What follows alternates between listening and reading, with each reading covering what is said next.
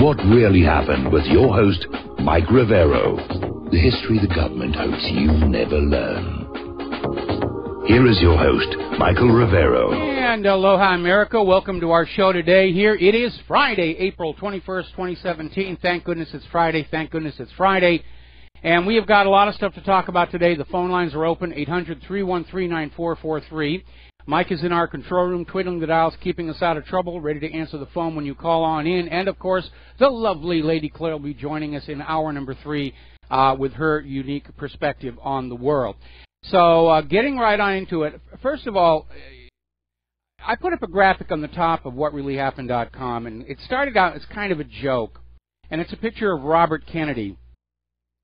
And in 1961, when John F. Kennedy became president, he appointed Robert Kennedy the Attorney General, and Robert Kennedy basically declared a war on organized crime. And on this illustration at the bottom it says, in 2017, it looks like organized crime won. And it was an attempt at humor, but the more I think about it, the more I think this explains everything that's been going on. Why scammers and cyber criminals are free to prey on the American people. Nobody's doing anything about that. Companies are allowed to not only sell us dangerous products, but they get the government to force us to buy them. And if you start to realize that our government did lose the fight against organized crime and is now in the hands of organized crime, all of a sudden a lot of their behavior becomes very, very understandable indeed. All right, getting into the war zones, and I got to admit, I am very bummed out about the fact that I had really hoped that getting Donald Trump into the White House was going to derail the rush to war, and obviously that did not happen. And everybody is feeling the pressure, especially here in Hawaii. I've been talking to a lot of our friends and neighbors, and they all know war is coming. They all know the U.S. is pushing it, and they're all very concerned, of course, that we here in Hawaii could easily be hit. If it spirals out of control, which at this point, I don't see any way they can control it. So getting on to the news here, we're going to start with North Korea because everyone seems to think that's going to happen next. That's going to be the next big one. And we're looking at a story that came out of freebeacon.com. North Korean submarine missile program advances. This story seems to suggest that North Korea's submarine-launched missiles and missile-launching submarines are actually much further along than the earlier articles we linked to. Apparently, the KN-11 submarine-launched missile was one of those that was on display in the recent military parade, and they're talking about improvements that have been made to it. Originally, it was a liquid fuel rocket. Now it's solid fuel, which makes it easier to maintain, longer lasting, and just all-around general superior to a liquid fuel design. And apparently the Gore-class submarine. They've already got one that is in service, possibly two, and they're building others as well. And everybody is sort of clenching their teeth, clenching their hair with what's going on. Story coming out of CNN, with an eye on North Korea, China puts their bombers on high alert. And the gist here is that China is very concerned about a war in North Korea spilling across the border into their country. They remember when the U.S. went to war in Vietnam, how it spilled into Cambodia and Laos, and they want to make sure that what happens in North Korea stays in North Korea. So they've got their cruise missile-capable bombers on high alert as well. And again, the situation is very unstable. Now, Putin is sending troops to Russia's border with North Korea for the exact same reason. They're concerned that an attack on North Korea by the United States is going to trigger a flood of refugees, and they're looking at what the refugees from the already in progress U.S. wars in the Middle East have done to Europe. They do not want the same thing to happen to them. So they're fortifying the wall, again, to prevent overflow across the border. Now, the U.S. has sent what is called the nuclear sniffer aircraft to the east of the Korean Peninsula. Apparently it's going to be up on patrol. They're waiting for the seismographs to indicate there's been a nuclear test, and this WC-135 Constant Phoenix is a special purpose U.S. plane, and it's going to take air samples trying to collect particles of fallout that leak from the underground test to confirm there has been a nuclear explosion. Would they lie about such a thing? Yeah, they would. That's been their recent track record. Now, China is going along with trying to contain North Korea. They've already embargoed coal deliveries from North Korea, and now China is saying that if Kim Jong-un does not back down, they're going to embargo the crude oil supply. And North Korea relies almost entirely on China for oil, and China is saying that if Kim Jong-un doesn't back off, they're going to shut that valve. Now, getting on over into Syria, there's something kind of weird going on, because the Organization for the Prevention of Chemical Weapons only yesterday came on out and said they had confirmed the presence of sarin gas at the Idlib site. Now we're finding out nobody actually went there. The UN inspectors were not allowed to the actual site. The U.S. and their allies are blocking it. Nobody's allowed there. And so you have to wonder, what evidence did the OPCW claim they confirmed the use of sarin? Did somebody in the white helmets hand them a little swab and say, we took this at the site and you can test that? There's no chain of evidence there. And Assad is complaining the fact that the U.S. is not allowing any outside investigations. They're just out there saying, trust us, it's sarin, it's sarin, it's sarin, you will believe us. Would we lie to you? We're the U.S. government. We're going to do a shout-out now to our on-air affiliates who are just rejoining our network.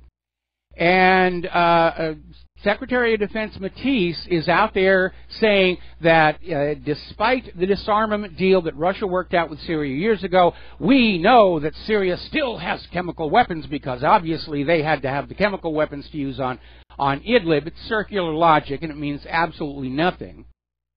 And a lot of people are concerned that if Mattis is still out there saying Syria still has these chemical weapons, that there are going to be more false flags. Now, up in Russia, their Foreign Minister Lavrov is saying that the OPCW's block of an on-site probe shows the Western powers have gone back to the agenda of ousting Assad. And again, this underscores the absolutely ridiculous nature of that false flag story. Assad had almost defeated the U.S.-backed rebels. Peace talks were starting that would have guaranteed the continuance of his administration. Even the White House has said they were ready to accept President Assad continuing if he won his next election. There was no reason for Assad to do such a stupid thing, and every reason for the rebels to do it, to give the U.S. an excuse to escalate the situation and get back on the agenda of ousting Bashar al-Assad, which they've been trying to do for going on 6 years. Now, as you know, Donald Trump got up there and he was wiping his crocodile tears about the poor, beautiful babies who were killed at Idlib. And meanwhile, though, we know that a convoy of evacuees were literally lured into the open. They were lured off the buses with promise of treats and food, at which point they were bombed. And the attitude is, well, it's no big deal, and the U.S.-backed rebels who committed this atrocity are still being referred to as freedom fighters and rebels and moderates by the corporate media. Actually, they're moderately crazy people. But you can see the double standard. Dead babies that further the war agenda, they're going to make a big deal about. Dead babies that might harm the war agenda, just ignore. Just ignore, pretend they didn't exist. Now, apparently, the Syrian military has regained the initiative up in northern Hama. The U.S. strike on that Syrian airfield was a temporary setback, and the U.S.-backed rebels gained ground. Now they've lost it all, and the Syrian military has regained the initiative, and they're starting to push them back. Meanwhile, Bashar al-Assad is saying that the way the U.S. is organizing their forces, where in some places they seem to be helping ISIS, in other places they really are genuinely going after ISIS, it looks to Assad that Washington wants ISIS to wind up with the Syrian city of Deir ez-Zor. And they're already planning the balkanization of Syria to break it up into little tiny pieces that are easier to push around and bully, along with carving off a chunk for the future Kurdistan. Now, Assad is also saying that they have indications Jordan is planning to cross troops into the Syrian territory in coordination with the United States. So apparently Jordan is getting sucked into this quagmire as well.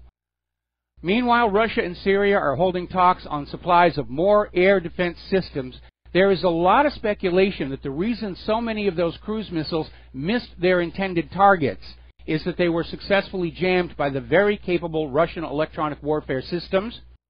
They just didn't have enough of them.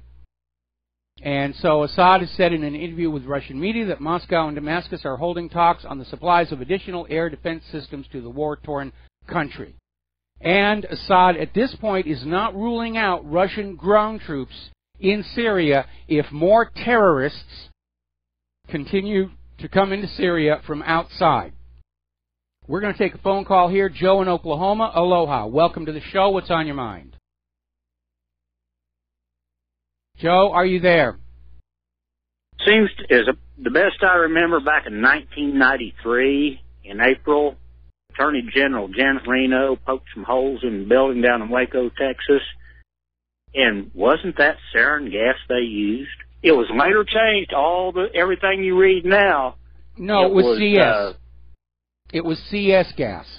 And I had never heard of sarin gas until that attack in Waco. Okay, Waco was... And it was discussed. Waco was done with CS gas, which is a choking gas, and it was mixed, they used as a propellant methylene chlorate, which is highly toxic. In fact, it's the chemical. Have you ever seen those plexiglass shields over the salad bars where the sides bend down? Methylene chlorate is the chemical they use to soften the plexiglass temporarily so they can bend it into the shape. And it's very, very toxic. But that's what they used to kill that church full of women and children down in Waco, Texas. And it should be remembered, CS gas is banned for use in warfare on enemy troops. So it's a banned chemical weapon. Different. It's a banned. Okay? Thank you, sir. All right. I appreciate all you do for our community. All right, well, thank you very much. We're going to let you go. Okay, now over in Great Britain, in response to Boris Johnson's comment that he is prepared to ignore the parliamentary vote, saying that Britain is not going to join in an invasion of Syria, and it has prompted a huge outcry from the British people and a lot of other people in the media. Ben Harris-Quinney has put out an article saying, stay out of Syria. Warmongering is bad for Britain, and he's saying it's going to put more of a burden on the British taxpayer, and it could even impact the Brexit process. It's amazing how so many people know this oncoming war is a bad idea, and yet those behind it keep pushing. New phenomenon is taking place in Syria. Apparently Putin has become a very popular name for new Syrian babies. So that's a solid indicator of their esteem of various world leaders. Meanwhile, over in Iraq, on the battle for Mosul, journalist Anand Gopal is describing it as the biggest humanitarian catastrophe since the original 2003 invasion. And according to the group Air Wars, at least 1,782 civilians were killed last month in coalition strikes. These are civilians, 1,782 last month. So it's getting intense over there. Another story from Sputnik News. Saudi Arabia is stumbling badly in Yemen. They can't gain traction. They can't gain ground. And so now the U.S. is talking about additional support behind the Saudi forces, what they're calling more aggressive support measures. And we're hearing talk about U.S. boots on the ground in Yemen, followed by the usual official denials. The U.S. is already seriously overstretched in all of the existing wars. They can't bring any of them to a resolution. Back in 2005, when General Wesley Clark revealed this list of countries to be invaded, it was going to be done one at a time. We're going to invade Iraq, settle that down, put it under puppet control. Everything will be fine there. Then we can move everybody over into the next country, and the next country, and the next country, and the next country. It hasn't worked out that way. The U.S. is still stuck in all these wars. They're still stuck up in Afghanistan. They're still stuck in Iraq. They're still stuck in Libya. Yemen is turning into another quagmire. They've been trying to get into Syria for 6 years, and yet we still hear stories. They're going into Somalia, Sudan. They're trying to provoke North Korea. it's heading for an epic fail. We're going to lose this war. We are going to lose this war. In fact, here's confirmation from Breitbart. 300 U.S. Marines en route to a Taliban stronghold in Afghanistan. The Taliban. Gee, I seem to recall that during Charlie Wilson's war, the Taliban were our friends, our allies against the Soviets. But when they refused to sell that oil company consortium a pipeline right-of-way at a bargain basement price, they became our enemies. You don't mess with those pipelines. So, Kellyanne Conway, this thing with Iran. They're obviously pushing to try and start a war with Iran. Kellyanne Conway said earlier today, President Trump is evaluating all options when it comes to possibly pulling out of the Iran nuclear deal. Now, Trump did campaign on the Iran deal being a terrible deal, so he's not actually breaking his campaign promise. But the issue is here that an agreement was made with the P5+1, and Iran has kept all of their promises. Now, all of a sudden, we have all this tough talk about Iran this and Iran that. Article out of Sputnik News. Is all of this tough talk about Iran specifically designed to provoke Iran into doing something? And it's saying Trump's outrageous Iran move may backfire. Because right now the whole world understands. They saw this bizarre thing where Wednesday Trump said Iran is in compliance with the P5+1. Then Thursday he said, no, they're not. Then later on they clarified it, said, well, yes, they're in compliance, but they're not complying with the spirit of the agreement, which is a nonsensical statement. Agreements are what is on that piece of paper. Iran has kept all their promises, and Trump is looking for a way that the U.S. can break the agreement and make it look like it's somehow Iran's fault. And it's sending a message to every other government on earth. You cannot trust anything the U.S. government says. Even if they sign a treaty, it is not worth the paper it's written on. And that's going to make it increasingly difficult to try and find peaceful ways to resolve conflicts. And maybe that's part of the agenda.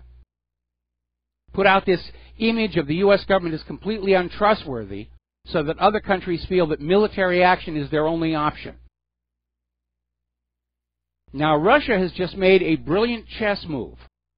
They're inviting Iran to become a member of the Asian Power Bloc, the Shanghai Cooperation Organization,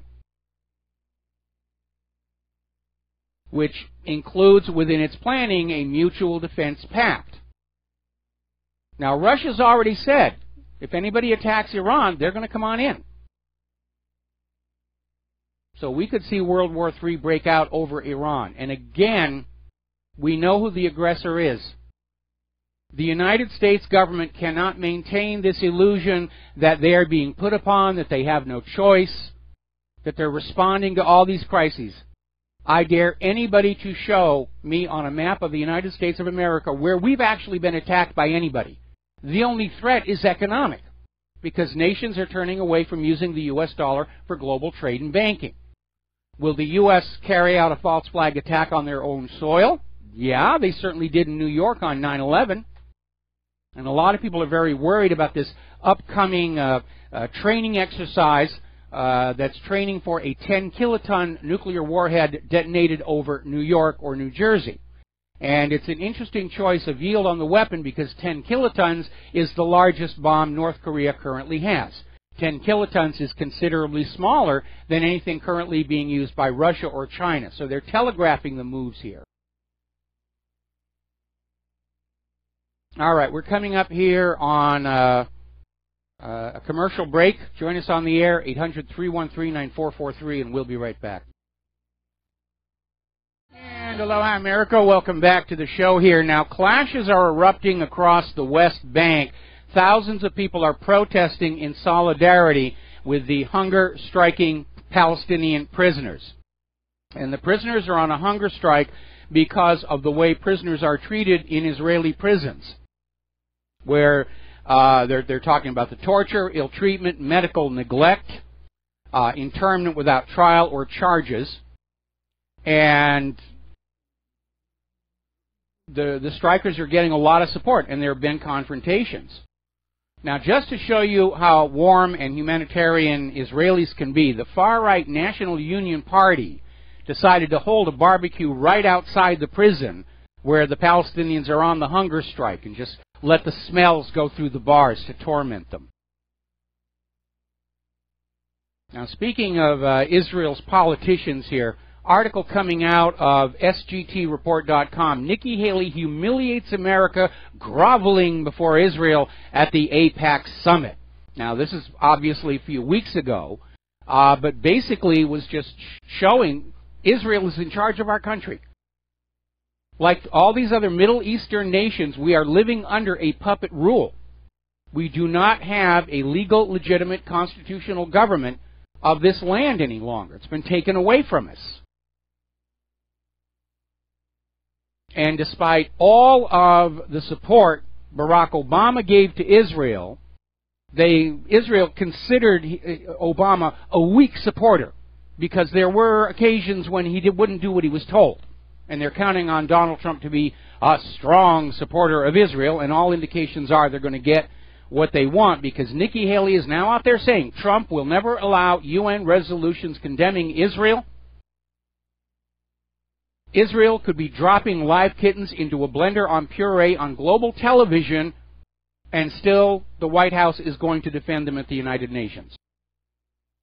Meanwhile, Israel is expediting an order for new submarines. Normally, their military procurement is a long, drawn-out process, as it is here in the United States of America.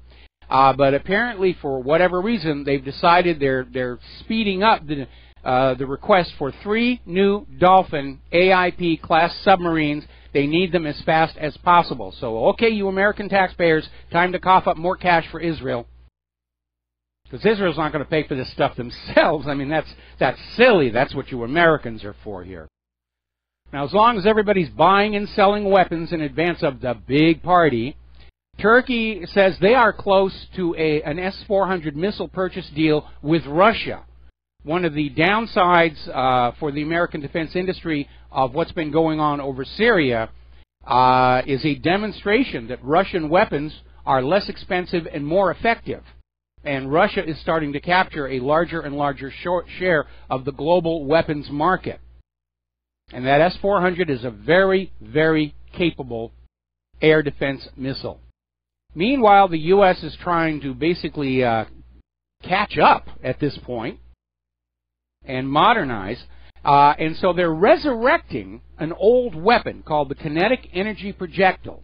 And this is a tungsten warhead that is fired at 3 times the speed of sound, which basically can obliterate everything in its path. Once it's launched, it bursts into these flaming tungsten metal fragments that can pierce through most armor, such as that used in tanks. And they're bringing that one back here. Meanwhile, the Marine Corps is going to get their new King Stallion heavy lift helicopter. And it can carry 2 armored Humvees at once. It's a follow-on to the Super Stallion, which has been in service since 1981. And here's the kicker. This new King Stallion heavy lift helicopter actually costs more than an F-35. Ooh, money, money, money, money, profit, profit, profit, profit, profit. Okay. Getting a message from our control room. Now, here's a very, very good question. This is coming out of RINF.com. And after all this talk about Russia trying to interfere with our internal politics and everything, apparently somebody asked a longtime Democratic Party insider.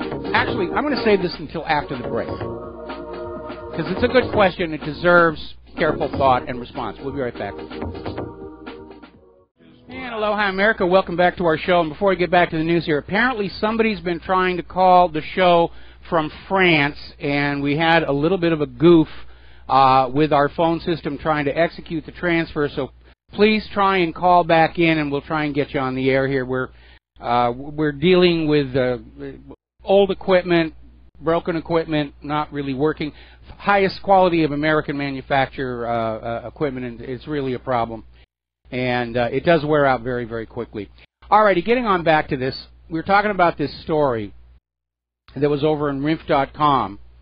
And the author of the piece asked a longtime Democratic Party insider, who was actually working on the investigation into whether Russia was trying to interfere with our internal politics, and asked which country interferes the most in U.S. politics. And without a moment's hesitation, this Democratic Party insider said Israel. Of course, everybody knows it. Israel runs the place. But there's no probe of Israel-gate, is there?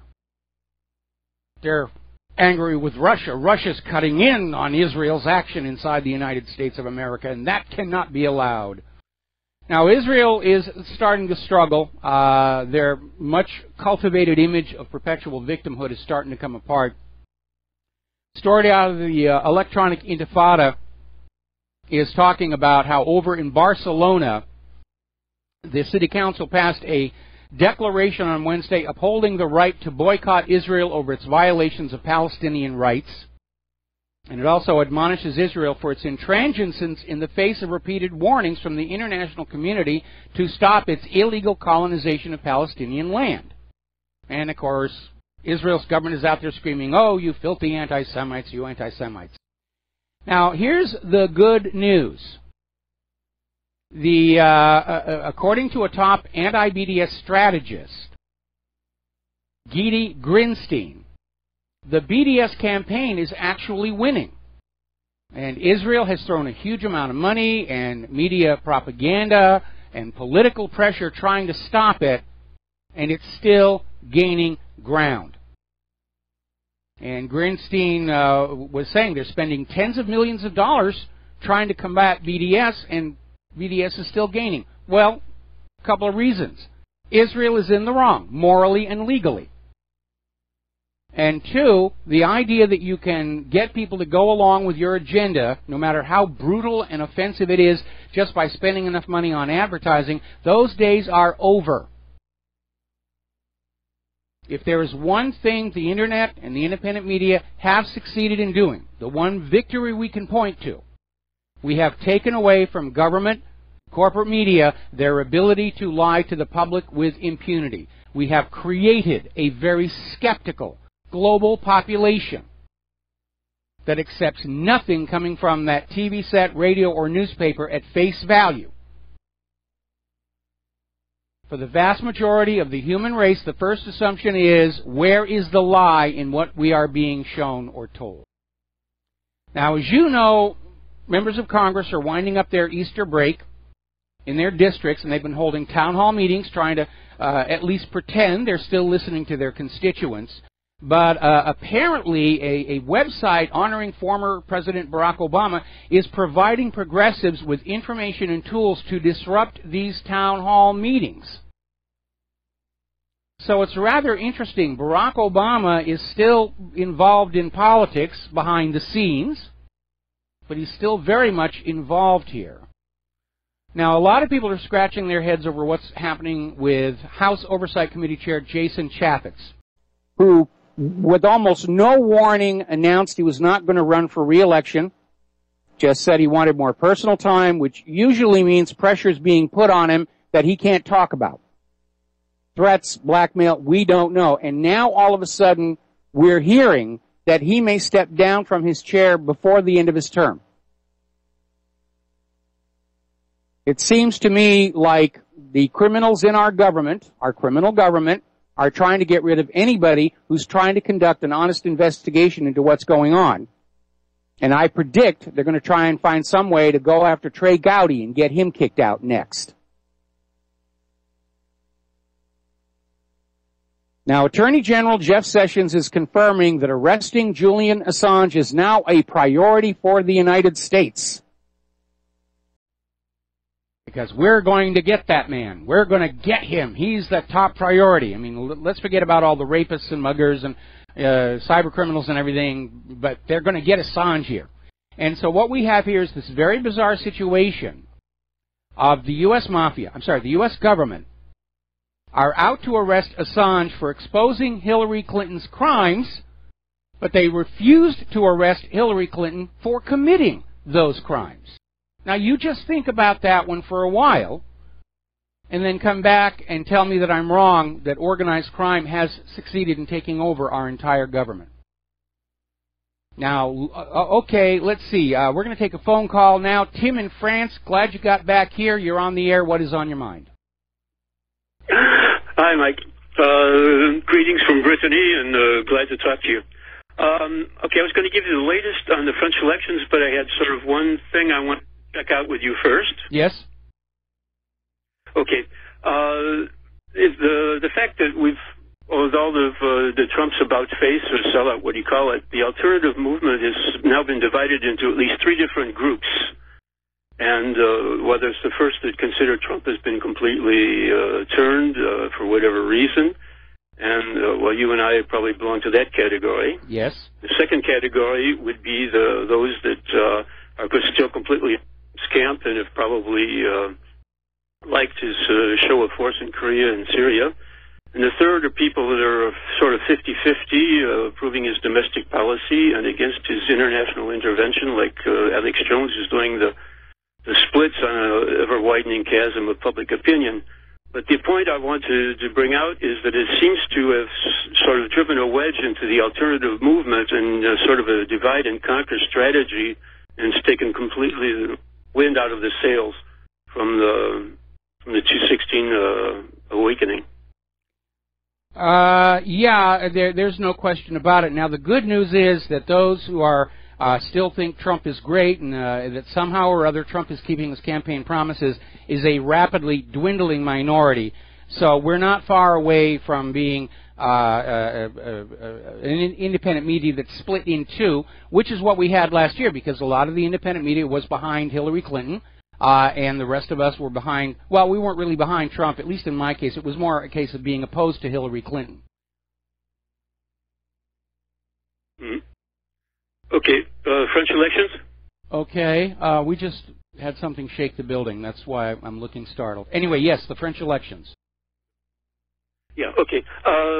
Well, first of all, this article that came out about the 500,000 voters on 2 lists, it probably doesn't really mean that much, because it's more of a bureaucratic logjam than it is any kind of intentional for throwing the elections. Well, I don't think we can assume that here. And what is really alarming is that the French election authorities are saying they're not even going to investigate this until after the election is over and they've got the results, which means if Marine Le Pen loses, the investigation's probably going to go away.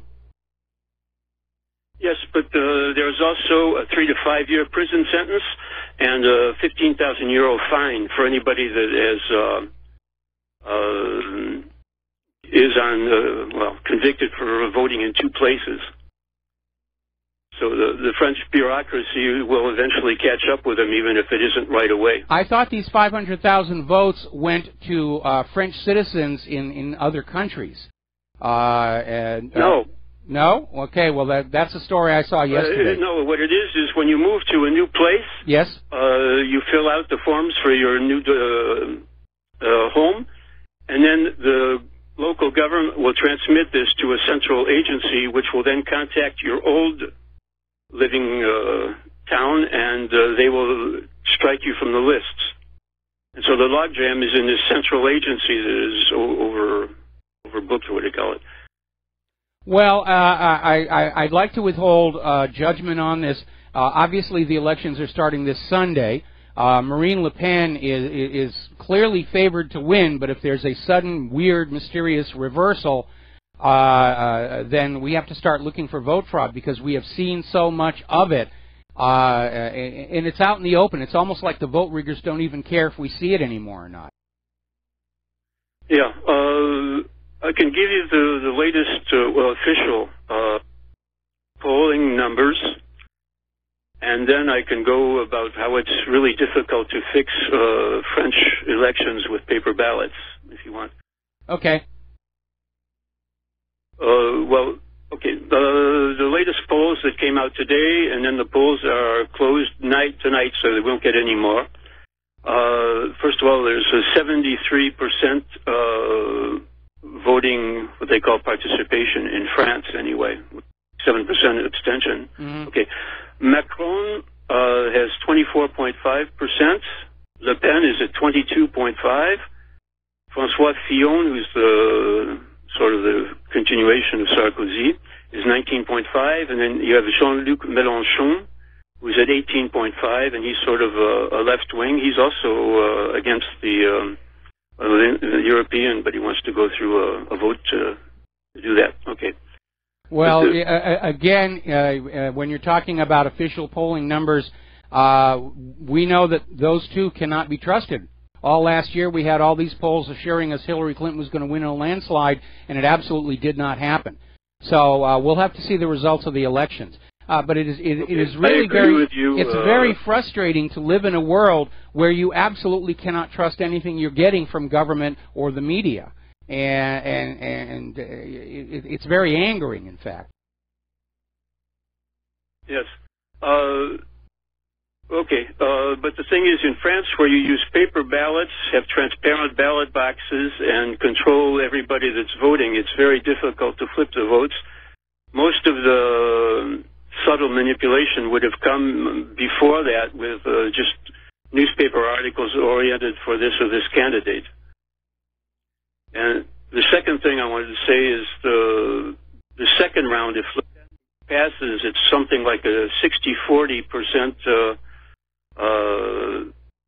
going towards Emmanuel Macron anyway, who's more or less of Goldman Sachs, J.P. Morgan backed candidate, and he also attended a Jesuit high school, and he married one of his. He wound up marrying his English teacher. Okay. All right. Well, thank you for the information and the update. But we know that it's definitely a common feature all across the EU that elections are being rigged to keep Eurosceptics out of power. The British police are now saying that Nigel Farage lost his election to election fraud as well. So it's rampant, it's epidemic, and we just need to be aware of it. It sounds like you have a better election system than we do here in the United States of America.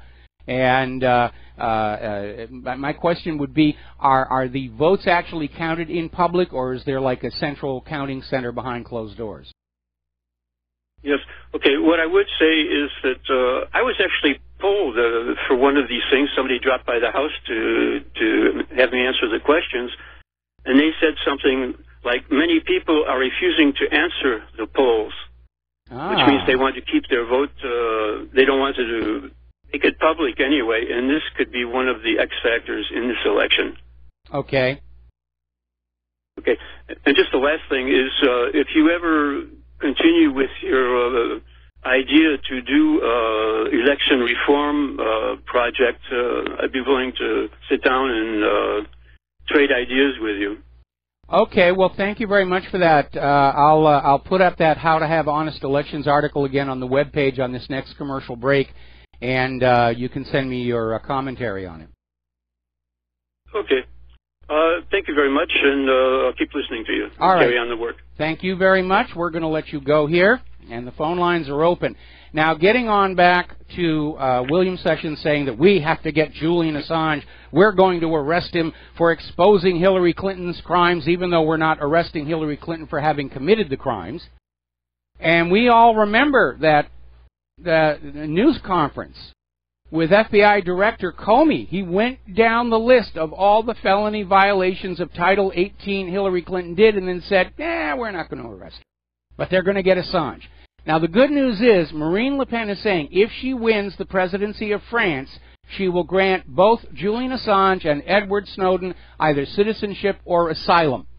And they will have some place where they can live. Let's face it, if you're having to live in exile, France is not a bad place to be. And hopefully that will come to pass. And I hope Marine Le Pen wins and that she doesn't turn out to be as big a disappointment as Donald Trump did. Now then, we're getting more and more propaganda to bash Russia, bash Russia, bash Russia, and incidentally, to bash the independent media in this country. So there's this article that came out of Reuters, and basically it says that they have been shown 2 documents drawn up by a Putin-linked think tank to sway the 2016 U.S. election. And, of course, they're not revealing where they got the documents. There's nobody confirming the documents are authentic. Just take Reuters' word for it. And the first document was a strategy paper that basically said they were going to use social media, that's us, to encourage U.S. voters to elect a president who would take a softer line on Russia, which Trump was saying he was going to do, but hasn't. The second document basically said that they were going to talk about the election fraud going on in this country to damage the system's legitimacy. And this is a rehash of the claim that the independent media are all agents of Russian intelligence services, as well as trying to sell you the idea that anybody who says we don't have honest elections in this country is obviously a goofball, wingnut, tinfoil hat-wearing conspiracy kook that you should ignore. Forgetting that Hillary Clinton said the election was rigged when she lost, along with the lady who called for Jill Stein said it was rigged. And they did find election fraud all over the country, all of it favoring Hillary Clinton. Out in Nevada, they're discovering there was a huge problem with illegal immigrants voting in this election. So this idea that ignore the claims of election fraud because it's a Russian plot, it's desperation on the cusp of madness. We're going to take a break for commercials. We'll be right back. And aloha, America. Welcome back to our show here. And that shaking that interrupted our show here, turns out we had another earthquake. And so Madam Pelly is getting restive here. Alrighty. Rather interesting and revealing story coming out of Investment Watch blog. As you know, starting back with President Bill Clinton, they started cordoning off more and more of the White House area. There used to be a road that went in front. It's been converted to a sidewalk. And the sidewalk that goes along the south fence of the White House has been closed nightly from 11 p.m. to 6 a.m. since 2015. Now it's to be closed permanently. So apparently somebody is concerned that Donald Trump is angering the American people. But I think we need to understand something. The lesson of Donald Trump is that the actual occupant of the White House isn't the real power in this country anymore. And attempting to do anything to him, even with the recently displayed deficiencies of the Secret Service, there's no point to it. There's no point to it at all. If I were for some reason to be meeting Donald Trump, I'd shake his hand, say hello, and I'd say, I'm disappointed in you. But there's not much point in doing anything else, is there? Let's talk about the corporate media. Story coming out of, again, Investment Watch blog, talking about how Fox News is being turned into a progressive newscaster. In other words, liberal. And apparently James Murdoch is engineering to turn Fox into just another CNN. We saw Roger Ailes being kicked out, now Bill O'Reilly.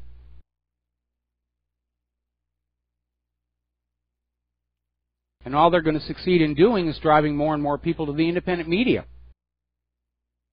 Because everybody knows the corporate media cannot be trusted. They certainly lied to us about Saddam's nuclear weapons. And we always need to remember that, and we always need to remind others of it. They started a war with a lie. And once people understand and accept that, you start to realize all the lies, all the wars are started with lies. And they're trying to do it again.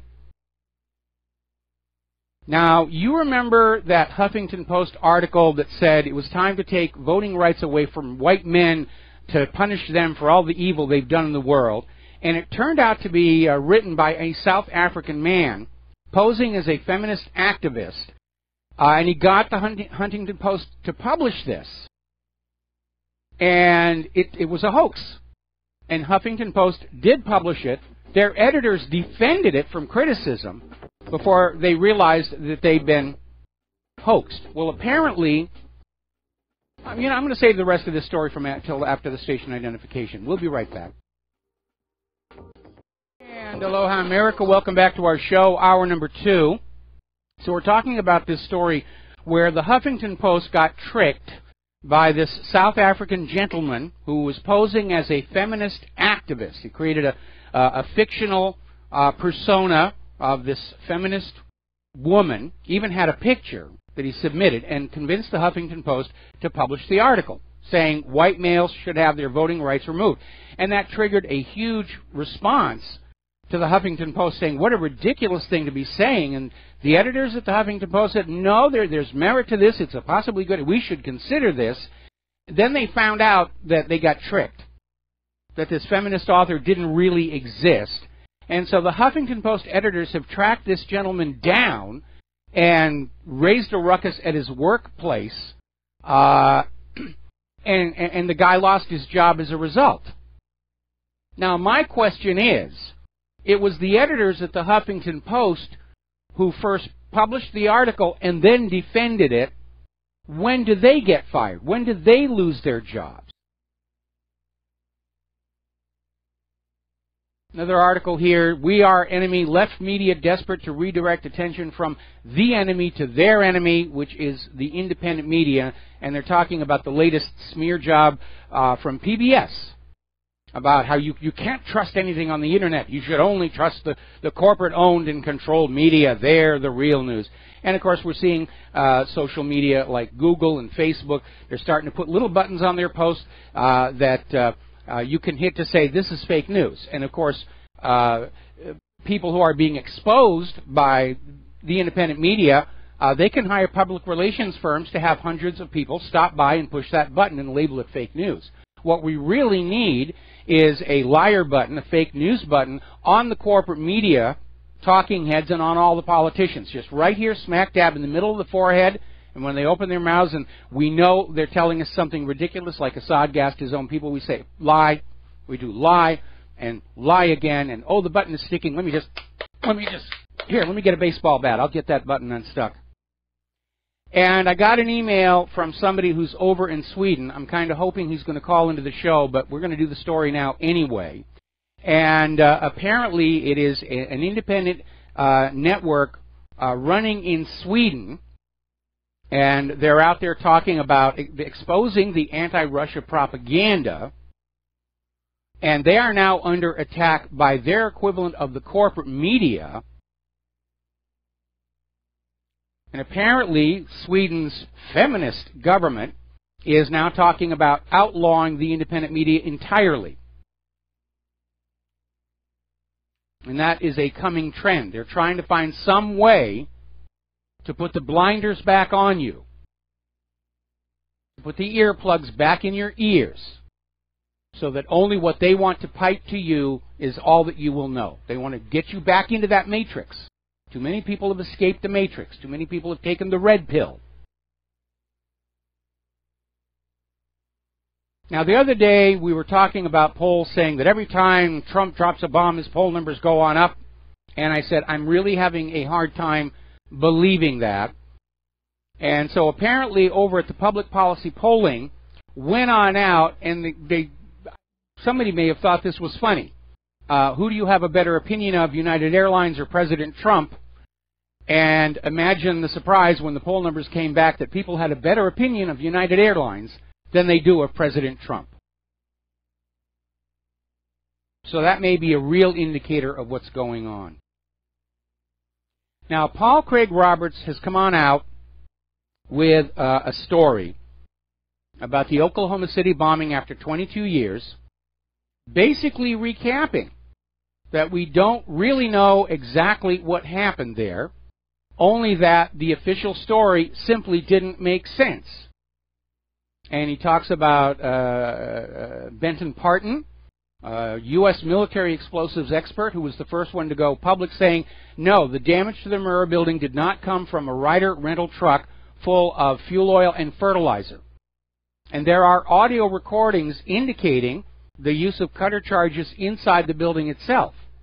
There is testimony from somebody who survived the bombing saying that he felt the building shake 2 seconds before the truck bomb went off. And because he was from California and he thought it was a quake, he got under his desk, and that's the reason he survived. And on the day of the Oklahoma City bombing, was all over the corporate media. They'd found additional bombs. They were defusing additional bombs. And then 2 weeks later, it was all gone. Oh, no, there were no additional bombs. We don't know where you got that. Now, there's a lady named Connie Chung. She's been a figure in TV journalism. And I actually knew her and worked with her back in Los Angeles at the Channel 2 CBS affiliate there when she was doing the news. And I was involved in something over in the tech side, but I was still in my career as a magician. So I'd stop by the newsroom and I'd make her obscene balloon animals, which she thought was really funny. She was there in Oklahoma City. And this was a lady with a long career and a reputation. And she asked the fire department chief about a report that the fire trucks had been parked around the Murrah building before the blast went off. 24 hours later, she'd lost her job. And we haven't seen a whole heck of a lot of Connie Chung ever since. I understand how you feel, Connie. They did the same exact thing to me. But again, we live under a government that rules us through lies, fraud, and deception. And it's time to decide if that is an acceptable form of governance. It certainly isn't for me. The only government I will respect, acknowledge, obey is the one that's described in that Constitution and the Bill of Rights, not one that tries to constantly trick me into doing things that are illegal, immoral, unethical, especially war. We're going to do a quick shout out now to our on-air affiliates who are just now rejoining our network here. And I want to start our section on the economy with a little bit of a clarification, because I made a mistake the other day. I was talking about how Dodd-Frank was the bill that was passed that yanked Glass-Steagall, and I got my bills confused, and I had some very alert, sharp listeners who corrected me on that. The bill that repealed Glass-Steagall was the Graham-Leach-Bliley Act. That was passed in 1999. That's the one that got Citigroup out of trouble for violating Glass-Steagall and opened the door to all of these banks all of a sudden starting to merge customer deposit banks with investment banks, and allowed the investment banks to engage in high-risk investment with their depositors' money, which was exactly what Glass-Steagall was supposed to prevent, because it was that very behavior that had passed the Wall Street crash of 1929 on to ordinary American people. Now, what Dodd-Frank is doing is, it was sold on the idea of regulations that would prevent another meltdown, which seems to have failed, because everybody's now looking at the subprime auto loans as being the next big bubble to take the system down. But the Dodd-Frank rules targeted large banks, but small businesses are more likely to borrow from small banks. And the Trump administration is claiming the Dodd-Frank regulations prevent banks from lending more to small businesses. The way it's written, it doesn't really do that. The biggest impediment to small banks is the low interest rate climate that prevailed since the financial climate. Now, Trump's cabinet members say that banks no longer need the additional rules and supervision. They're always saying that. And they're saying that banks have got enough capital to withstand any crisis. And but the banks are only so well capitalized because of Dodd-Frank.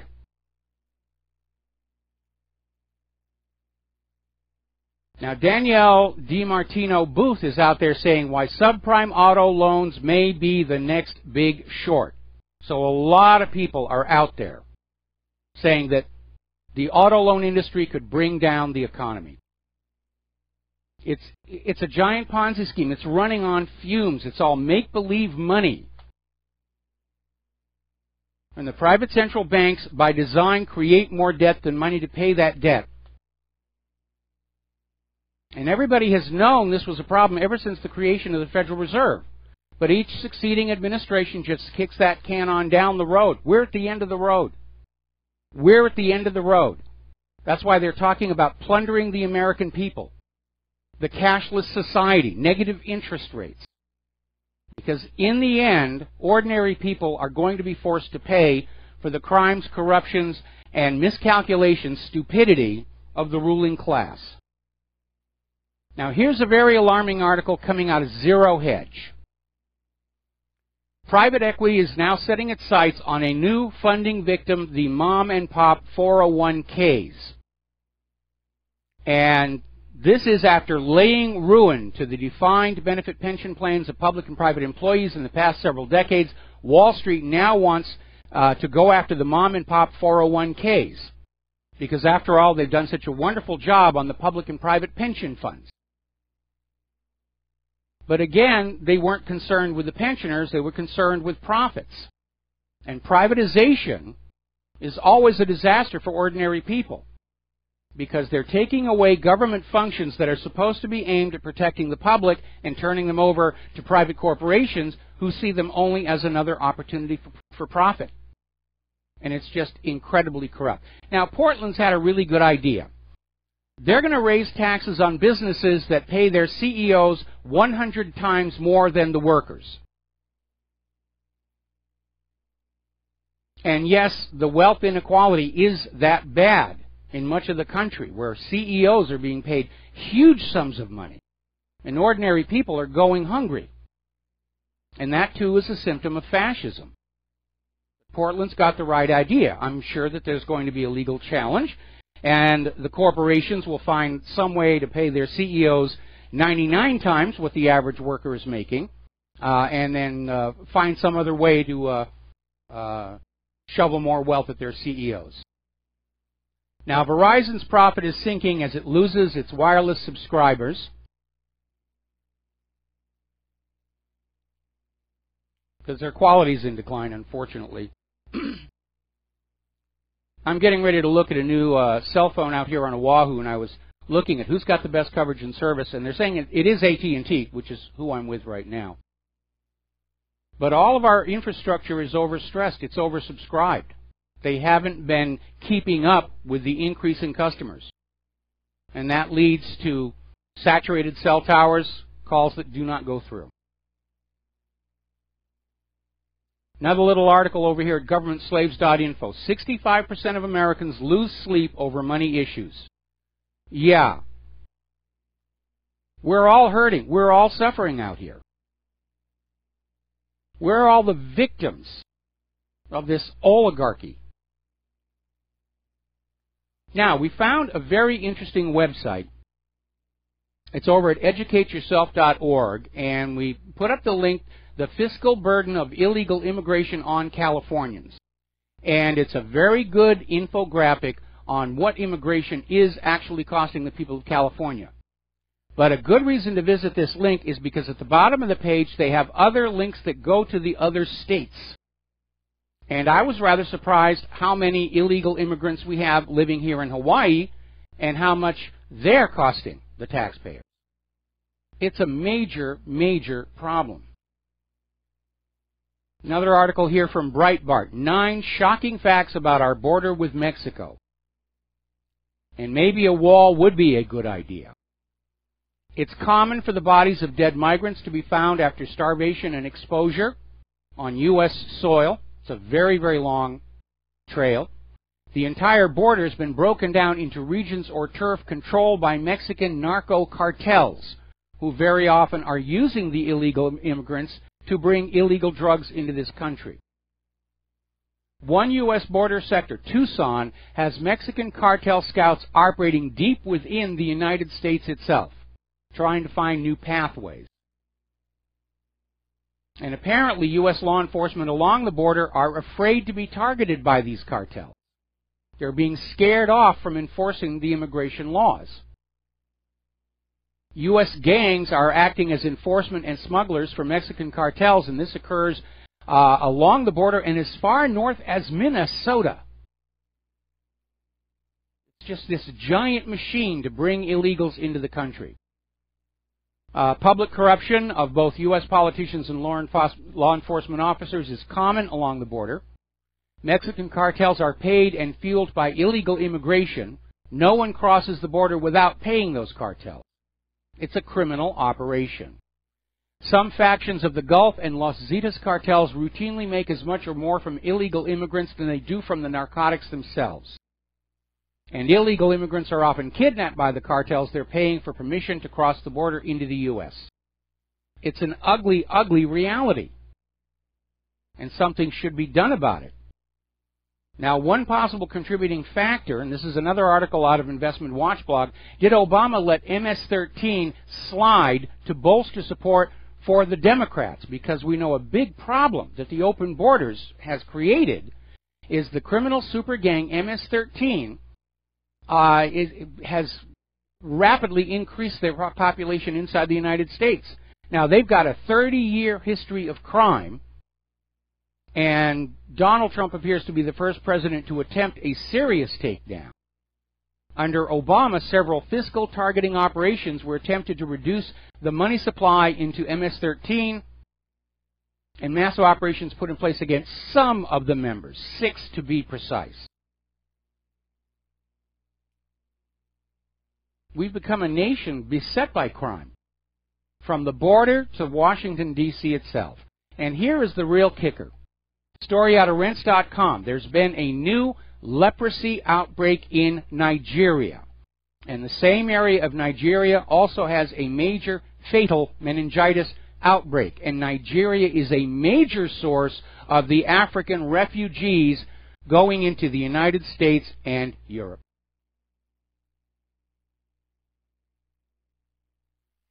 Now, as we mentioned on that phone call, Sunday starts the first round of elections in France, and the establishment, the Eurozone, they're all gunning against Marine Le Pen.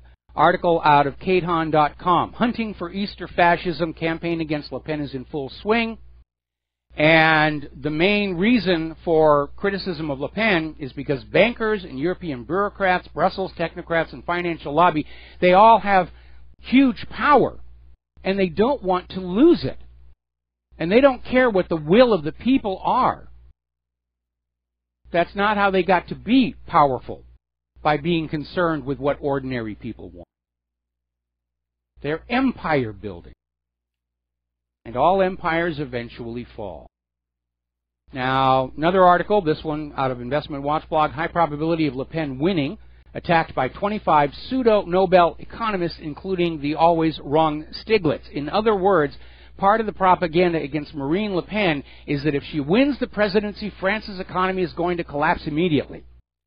And as if that's not bad enough, French leftist anarchist philosopher Michel Onfray is claiming if Marine Le Pen wins the presidency, it will spark immediate riots all over France. There'll be angry marching in the streets, just like there was when Trump won. Now, obviously, the terror attack in France, which is now being blamed on ISIS, is only going to strengthen her position that France's borders need to be closed. And that may swing a lot of votes in her favor. One of her opponents, Macron, was out there saying that maybe they should call off the French election for a little while because of the terror attack. That idea did not gain any traction here. And apparently Barack Obama, despite all this constant whining about Russian interference in the U.S. election, Barack Obama is over there interfering in the French presidential election by calling up Emmanuel Macron and giving him an implicit endorsement just days before the vote.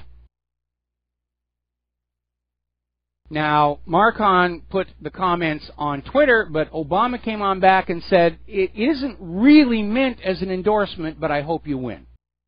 So he's walking a very, very thin line. We're going to take a break for commercials, and we will be right back. And aloha, America. Welcome back to the show. Getting on back to Paris and the terror attack. Apparently, ISIS is claiming the attack on the French police in Paris and identified the attacker as Abu Yusuf al-Baljiqi. And as I said, this is going to actually work in Marine Le Pen's favor because it hammers home the point that the open borders represent a threat to every country that is forced to keep its borders open. The damage is economic, it's political, it's cultural, it's a danger to health. We are seeing diseases introduced to the United States and Europe that had previously been eradicated, and now they're being brought back.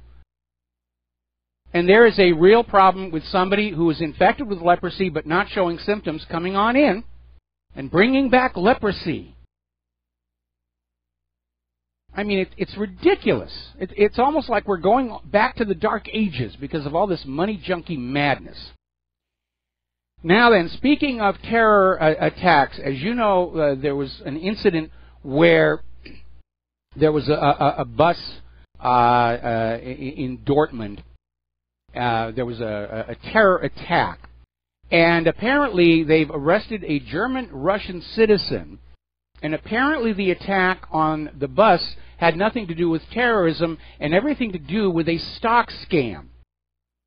And so this had nothing to do with Islamic extremism. And the prosecutors are saying this guy carried out the attacks. Sergey W. is all he's being identified as. Because he bought a large number of put options for shares of Borussia Dortmund, which would have entitled him to sell the 15,000 shares at a predetermined price, even if they fell dramatically in the event of an attack. In other words, it's a short sell. And if the stock price goes down, he can basically replace the stocks, and he makes a huge amount of money. This was a stock scam.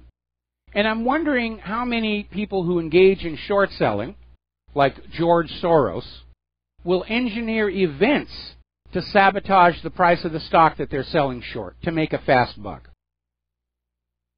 Because we have here a case where, yeah, it's something that actually does happen. Now here's a very alarming statistic. This is from governmentslaves.info. Every year in this country, 50,000 people, 50,000 are sent to the hospital from injuries they suffer at the hands of the police. And this gets back to that graphic at the top of whatreallyhappened.com. In 1961, Robert Kennedy declared a war on organized crime. In 2017, it looks like organized crime has won. And the police seem to be part of that. Using the civil forfeiture laws, they're stealing more from the American people than the robbers, muggers, and burglars put together.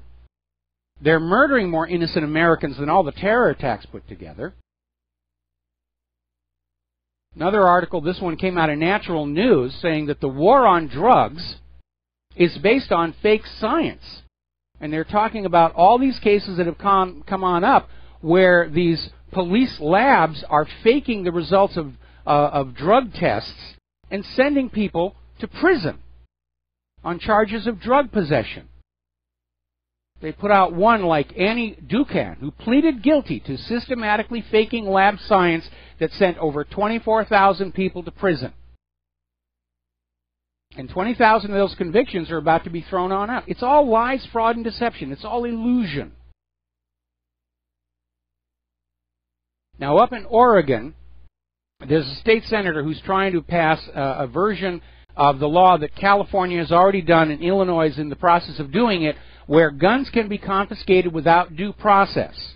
The law basically allows any police officer or civilian to ask a court to confiscate the firearms of a family member if that person may be at risk of suicide or domestic violence. And the person whose guns are being seized, they don't get a chance to defend themselves or explain anything. And there's almost no need for actual evidence. It's just somebody saying, I think that person is a danger. All right, take his guns away. We'll be right back after these few words.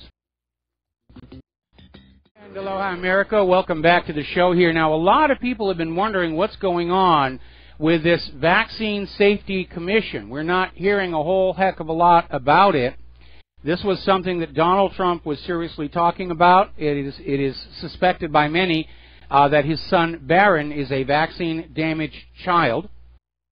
And Donald Trump got Robert F. Kennedy Jr., who is a long standing, well-known critic of the reckless way vaccines are manufactured and sold, to chair this special commission. And we haven't been hearing anything. Well, it turns out there's a media blackout going on, and it was confirmed because Tucker Carlson had Robert Kennedy Jr. on his show last night to discuss the dangers of vaccine. And Robert F. Kennedy Jr. said, this is the second show in 10 years that's allowed me to talk about this. The other one was Bill Maher, which doesn't take advertising. And so basically that's a signal. The vaccine industry, which spends huge amounts of money advertising their products, the pharmaceutical corporations, have sent the word out. You will not report on this at all, and the corporate media is saying, yes, sir, yes, sir, yes, sir, yes, sir. And that's why we're not hearing anything. It isn't that Robert Kennedy isn't trying to do the job. It's that no matter what he does and what he comes up with, you'll have to come to the independent media to find out about it. Now, here's a bizarre story. This is from your Newswire. Apparently, Bill Gates got a meeting with President Trump and pitched scrapping the plan for the Vaccine Safety Commission. And Gates said, I've already looked at this. These are miracle drugs, and they've done great things. And when we get new ones, we can do it a lot, and they're completely safe. Bill Gates is saying that he's looked at it and is completely safe. Of course, Bill Gates thought Windows Vista was going to be a good thing as well. But Gates is a big supporter of vaccines. He believes they should be used to control world population. And I imagine a considerable part of his fortune is invested in these companies. And that is going to bias his point of view.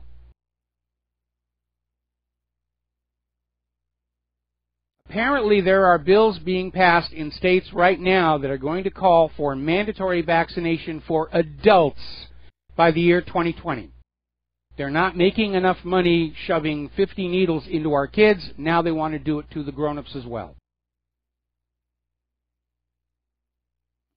And they are not safe.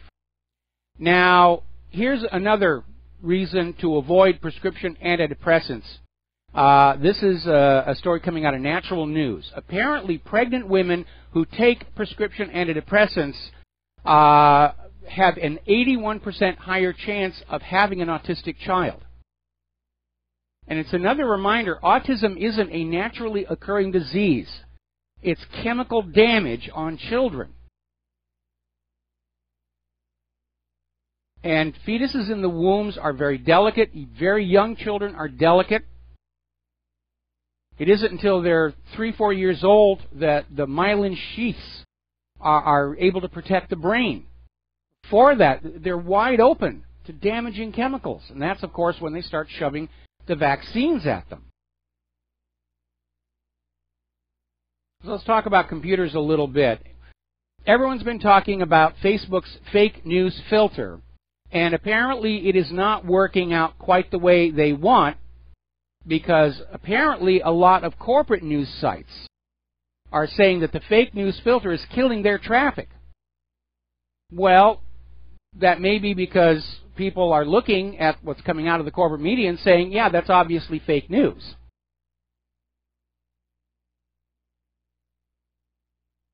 I'm still looking at that video of Dianne Feinstein a few days ago, giving a presentation. She's talking about Assad gassing his own people, and the entire audience erupts in laughter. And they're booing her and calling her names, and she's up there trying to say, let's take the bad name calling out of this thing. Stop lying to us. There is no requirement in the Constitution that obligates ordinary citizens to believe anything the government says. The burden of proof has to be on the government to show that what they are claiming is in fact reality, especially after all the times we've caught them lying. The prudent assumption now is it's just going to be more lies. They certainly can't back up and say, all right, you caught us, we lied about all these other things, but we promise we'll be truthful moving forward. Apparently, location tracking Android spyware has been found in the Google Play Store. And apparently, Zscaler, which is a security researcher, has the SMS VOVA Android spyware. And it poses as a system update in the Play Store and was downloaded between 1 million and 5 million times since it first appeared in 2014.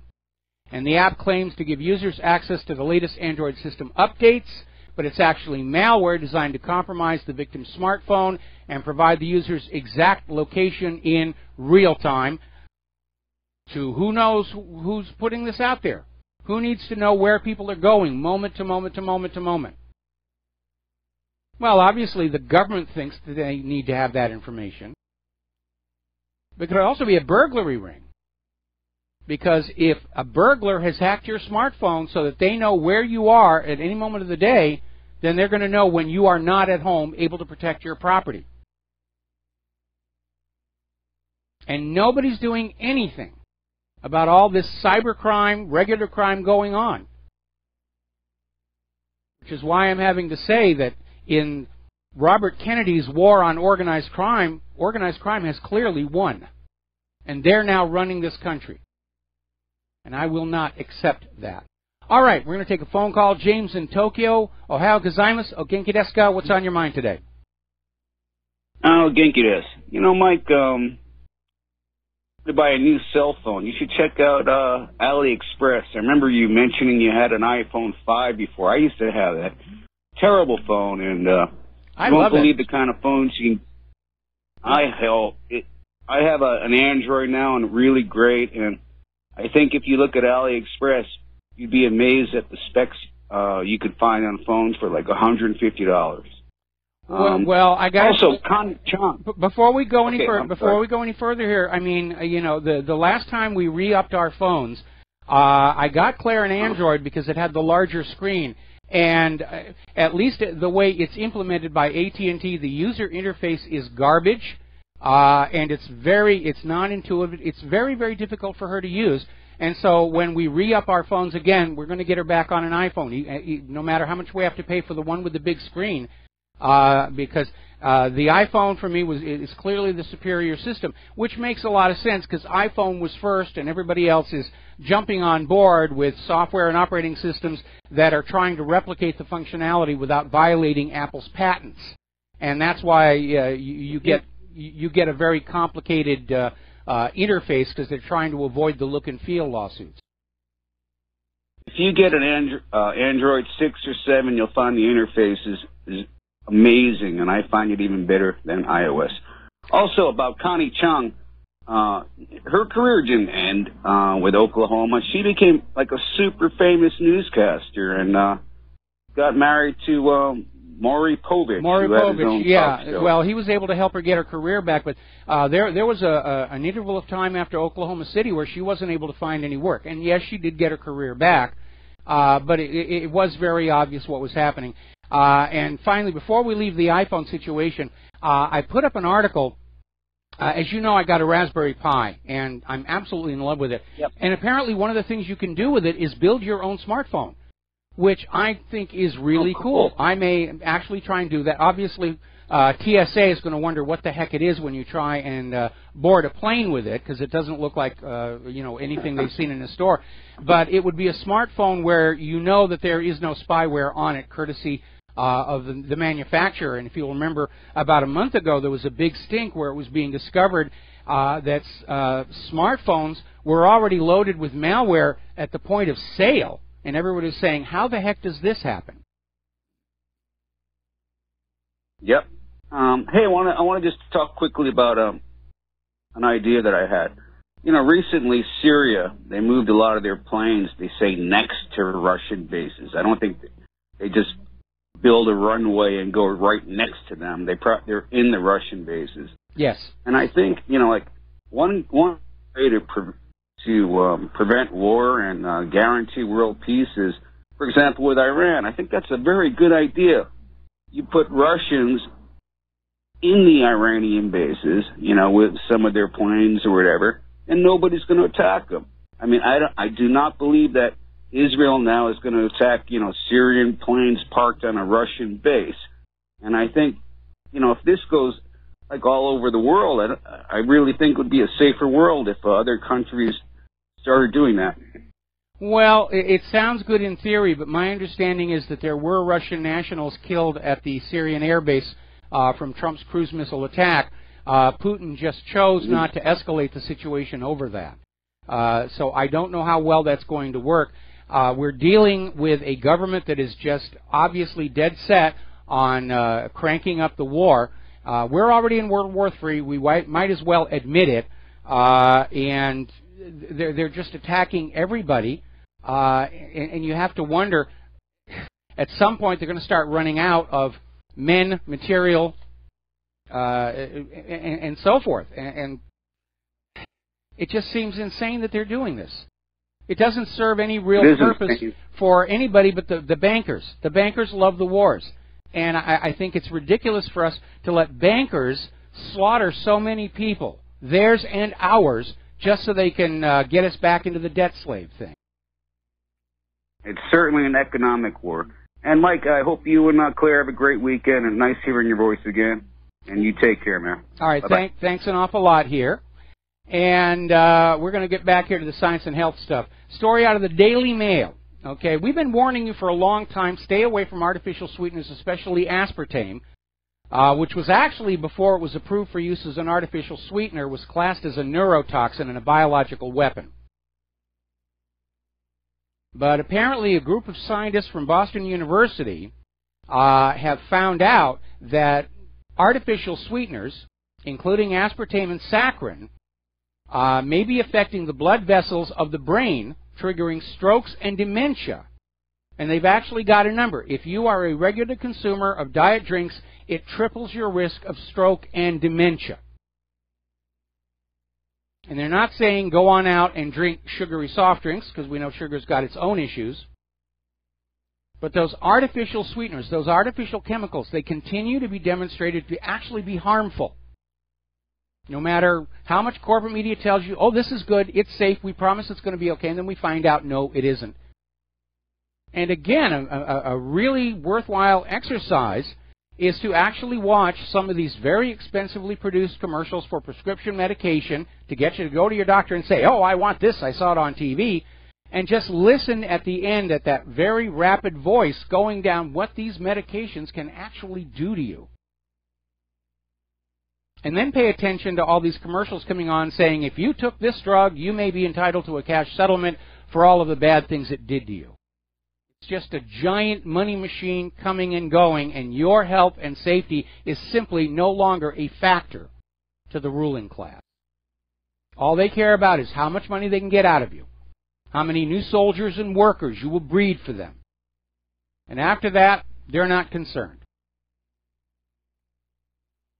Now, the Telegraph is reporting that snow and storms will strike Britain with low temperatures lasting for weeks. In the run-up to May, which is supposed to be firmly in spring, temperatures are plummeting and will remain unseasonably low until the middle of May. The Met Office is predicting heavy and wintry showers and widespread overnight frosts.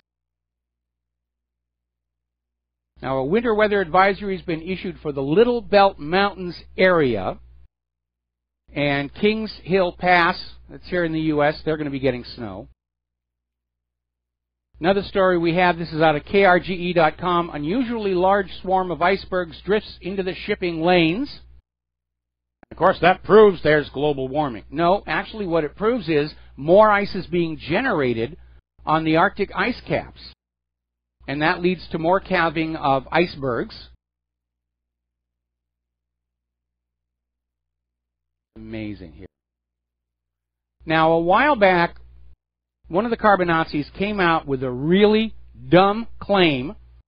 They said they were noticing that up in Canada, polar bears were starting to breed with grizzly bears, and they said it's another artifact of human-caused global warming. The boy polar bears can't find girl polar bears because the ice has melted and they can't meet. Actually, polar bears can swim. But apparently there's now a new study saying that actually polar bears and grizzly bears have been crossbreeding for a very, very long time. It's not a new phenomenon, and it has nothing to do with human-caused global warming.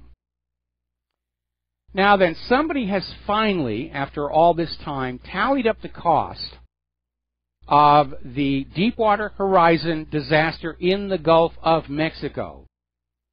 And that disaster did a total of $17.2 billion in damage to natural resources, the local fishing industry, local tourism.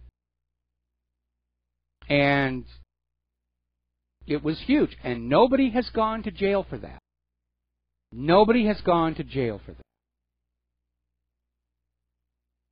I'm looking at a translation of Marine Le Pen's latest speech. It's a wonderful quote. Until when are we going to have to continue to cry for our police and suffer with their families? So she's taking advantage of this terrible tragedy where this ISIS terrorist, who we're now being told fought in Syria and trained in Israel, shot the police officers. Romania is now going to buy Patriot missiles from the United States to boost their defenses. And Google is now kicking off a $100 million project in predictive medicine. And they're seeking 10,000 volunteers for very invasive screening. Thank you. I think I'm going to pass on that one here. Another research program has shown, once again, psychedelic substances do raise your consciousness level. That's a threat to the coffee industry. If you want your consciousness raised, you get a good cup of Starbucks. All right, we're coming up here on a commercial break.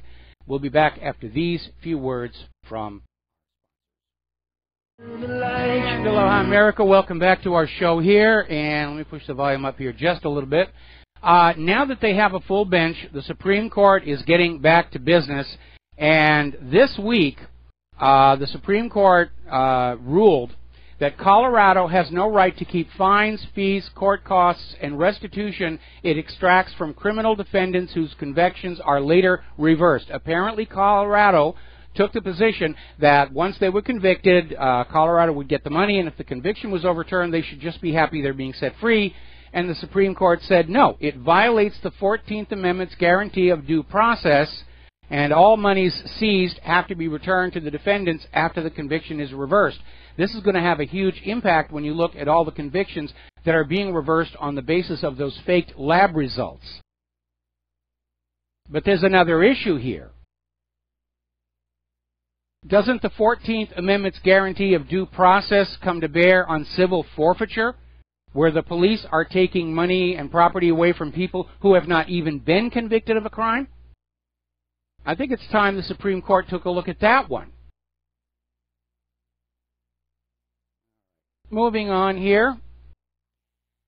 There was a massive power outage in San Francisco, and it was rather interesting. It shut down the BART trains. It was really huge. Apparently a substation caught on fire, and they're still not sure if the outage caused the fire or the fire caused the outage. And I'm waiting for somebody to come on out and say that this was a sneak attack by North Korea. They bombed the power substation and blacked out. Or North Korea used their EMP weapon. It was an EMP weapon test. But at this point, anything bad that happens is going to be blamed on North Korea, Iran, Syria, Russia, China, Sudan, Somalia, everybody else who's on the U.S. government's special high-interest targets list. No matter what goes on, it's just going to happen. All right. Oh, my goodness. Little announcement here. John Stedmiller on his show, which follows my show, in his first hour, he's going to have Gerald Celente on the first hour. Boy, that's going to be worth tuning into. That is going to be worth tuning into. Now, a lot of people have been talking about colony collapse disorder and the honeybees.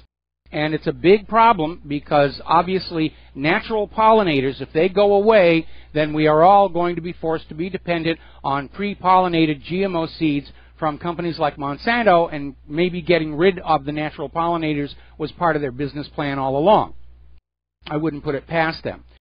And we know from articles in Nature magazine, GMO pollen is harmful to beneficial insects. The Nature article was specifically talking about the monarchs, which suffered a major decline. They're starting to come on back. But they said it was the GMO pollen that was killing them off. But over in Arizona, in Tucson, Apparently, 50,000 bees had built a 9-foot-tall hive there. So maybe the honeybees are going to come back. Maybe they've evolved to tolerate the GMO. That sounds like a good idea. We're going to take a break for station identification, and we're going to be back with the lovely Lady Claire.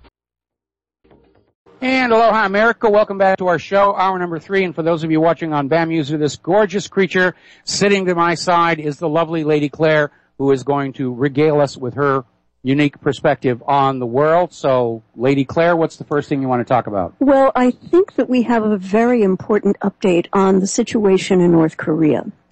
And I posted this right before I was getting ready to come in and do this segment of the show. Apparently, there is a think tank affiliated with Johns Hopkins University. It's called 38 North.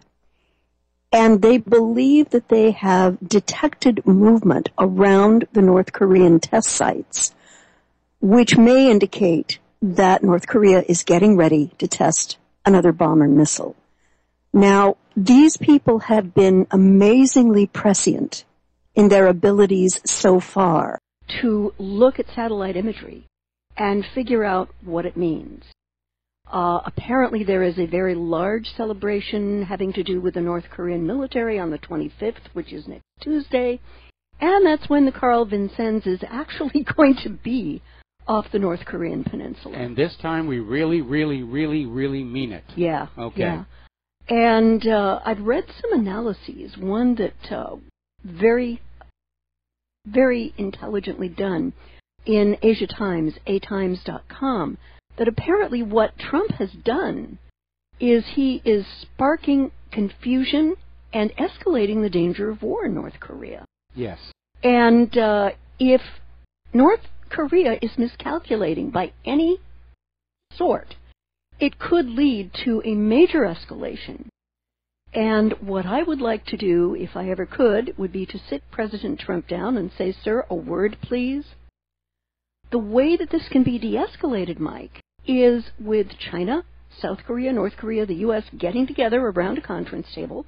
And my attitude would be lock the doors, make sure that there is great food and plumbing facilities and a good place to sleep, until they get to a peace treaty to supersede the armistice, which, as we both know, is simply the absence of fighting, and with trade guarantees, etc., with a quid pro quo being that North Korea stops its nuclear weapons program. Unfortunately, I'm not hearing anything like that from the U.S. government. No, you're not, because the U.S. government does not want to de-escalate the situation. Mm-hmm. We've got Tillerson is out there saying, we don't want to talk with North Korea. North Korea will just do what we tell them to do, or bad things will happen to them. And it's a very belligerent attitude. Mm-hmm. But as long as you have one player who wants to escalate the wars are going to be escalated. The other countries obviously don't want to go along. No. But it isn't up to them. And unfortunately, the groupthink in Washington, D.C. is they understand that they have managed to wreck the economy. They've lost the trust of the American people, and they're thinking a new world war is going to fix all that because that worked the last 2 times. But it's a very, very different world. Oh, yeah. When the when Woodrow Wilson tricked the American people into World War I with the Lusitania, the American people were predisposed to believe the official story of a helpless passenger liner. Yeah. When Roosevelt goaded Japan into the attack on Pearl Harbor, the American people were predisposed to take Roosevelt's word that it was a complete sneak attack. But Trump does not have that advantage. No. At this point, the American people, they're expecting more lies. And they don't want to send their children off to be killed and crippled on the basis of lies, and that's really what it comes down to. Yeah, you know, I have seen articles that South Korea is now on heightened alert as of today, and ahead of another large important anniversary with a large concentration of military hardware, etc., etc. We've got Russian troops close to their border with North Korea, Chinese troops. About 150,000, wasn't it? Yeah, something like that, and I'm sure Japan is on heightened alert here. Yeah. Frankly, I would be very cautious of North Korea having another military parade because that's a very inviting target for a cruise missile strike. Yeah. They're still talking about decapitation strikes, and it's very, very risky because I'm sure by now that Kim Jong-un is starting to disperse the components for the nuclear weapons that are being built, the missiles.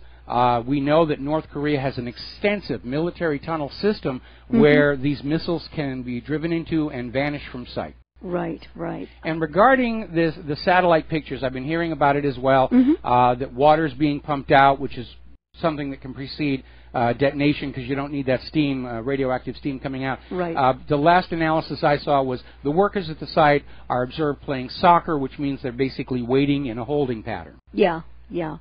But my sense is that this is going to start to get nasty sooner rather than later. Unfortunately, yes. Yeah. And as I mentioned earlier in the show, I'm talking to our neighbors around here. They all feel that a major war is coming. They all agree the United States is pushing for it. And they're all very concerned that living here on the island of Oahu, that if it spirals out of control, we're going to get hit. And hit hard. We're going to do a shout out now to our on-air affiliates who are just now rejoining the network. And back to the Lady Claire. Apparently, and this is from Press TV, which is an English language Iranian outlet close to the government, the Trump administration is going to resume munition sales to the Saudis to use in Yemen. And apparently this request from the Saudi Arabian government was just a formality. I mean, the U.S. is going to go ahead and, approve the deal, rubber stamp it, etc. But I've got to tell you, Mike, the hypocrisy in D.C. just sickens me, and the degree to which the Trump administration is thoroughly happy in being complicit with Saudi war crimes in Yemen. This does not bode well for peace in the Middle East or the world. No, but again, the current policy of the U.S. government is a new world war. It's been demonstrated time and time again. And we're seeing hypocrisy and double standards where Trump was up there talking about beautiful babies at Idlib, and then you have the evacuation convoy that was attacked by U.S.-backed rebels. They literally lured the kids out of the buses with treats and then bombed them, and it's no big deal. Because, dead babies that can further the war agenda are going to get corporate media coverage. Dead babies that hurt the war agenda, they're just going to be ignored. They're not important. Yeah, they're disposable, And children, women, innocent civilians have been getting bombed by the Saudis in Yemen. Food can't get in because the ports are blockaded, and you have a huge episode of children who are literally dying of malnutrition in the 21st century. And it's one of the worst ways I can imagine for a child to have to die. They've been seeing this huge spike in birth defects because of the use of depleted uranium weapons. And if there is a more cruel form of child abuse than poisoning a baby in the womb with depleted uranium, Mike, I can't think of what it is. No, it's horrific. It is absolutely horrific. But once they go to war, everything is permissible, at least in the minds of those who promote the war. Yes. And I have to tell you, I'm absolutely ashamed and disgusted and embarrassed by our government. I'm tremendously disappointed in Donald Trump. Yeah. And again, Donald Trump may well have gone into the White House with the very best of intentions, and was either co-opted, blackmailed, or simply threatened to go along with the war agenda. I've heard rumors on several different fronts that he was literally told the war agenda is moving forward. You can continue to be president and support it, or you can oppose it, and you will not be president much longer. Yeah. By the way, our Pentagon chief, our Secretary of Defense Mathis, has been in Israel to discuss Iran and Syria. Yep. Now, what would you imagine that the Israeli government's agenda is going to be? Well, they're going to say, well, we're sure Iran is using chemical weapons on its own people, and Iran has completed its nuclear bomb, and Iran has a Death Star, and it's just going to be more of the same thing. Completely baseless allegations to conceal the fact that it is the United States and its allies, especially Israel, who are the aggressors in this new world war. And I could feel the run-up with the corporate prostitutes demonizing Iran this last week. Yeah, it started 3 days ago, and like a switch was thrown. Yeah. We got to drag Iran into what's going on in Yemen. We've got to drag Iran into what's going on in Syria. Yeah. And, and what's really astounding is the U.S. is struggling with the military engagements it's already dealing with, and yet is moving forward to add more workload to the Pentagon. Yeah. They've just gone into Somalia. They're down in Sudan. Yep. They're talking about bringing pressure on one of the other states north of Pakistan, and, of course, going into North Korea and Iran. And the military stockpile isn't bottomless. Yeah. They're going to start running out of stuff. And it's always interesting to me, the Israeli government's perspective, that it should always be American blood and American money spent to achieve Israel's geopolitical objectives in the region. The neutralization of Iran, the neutralization of Syria.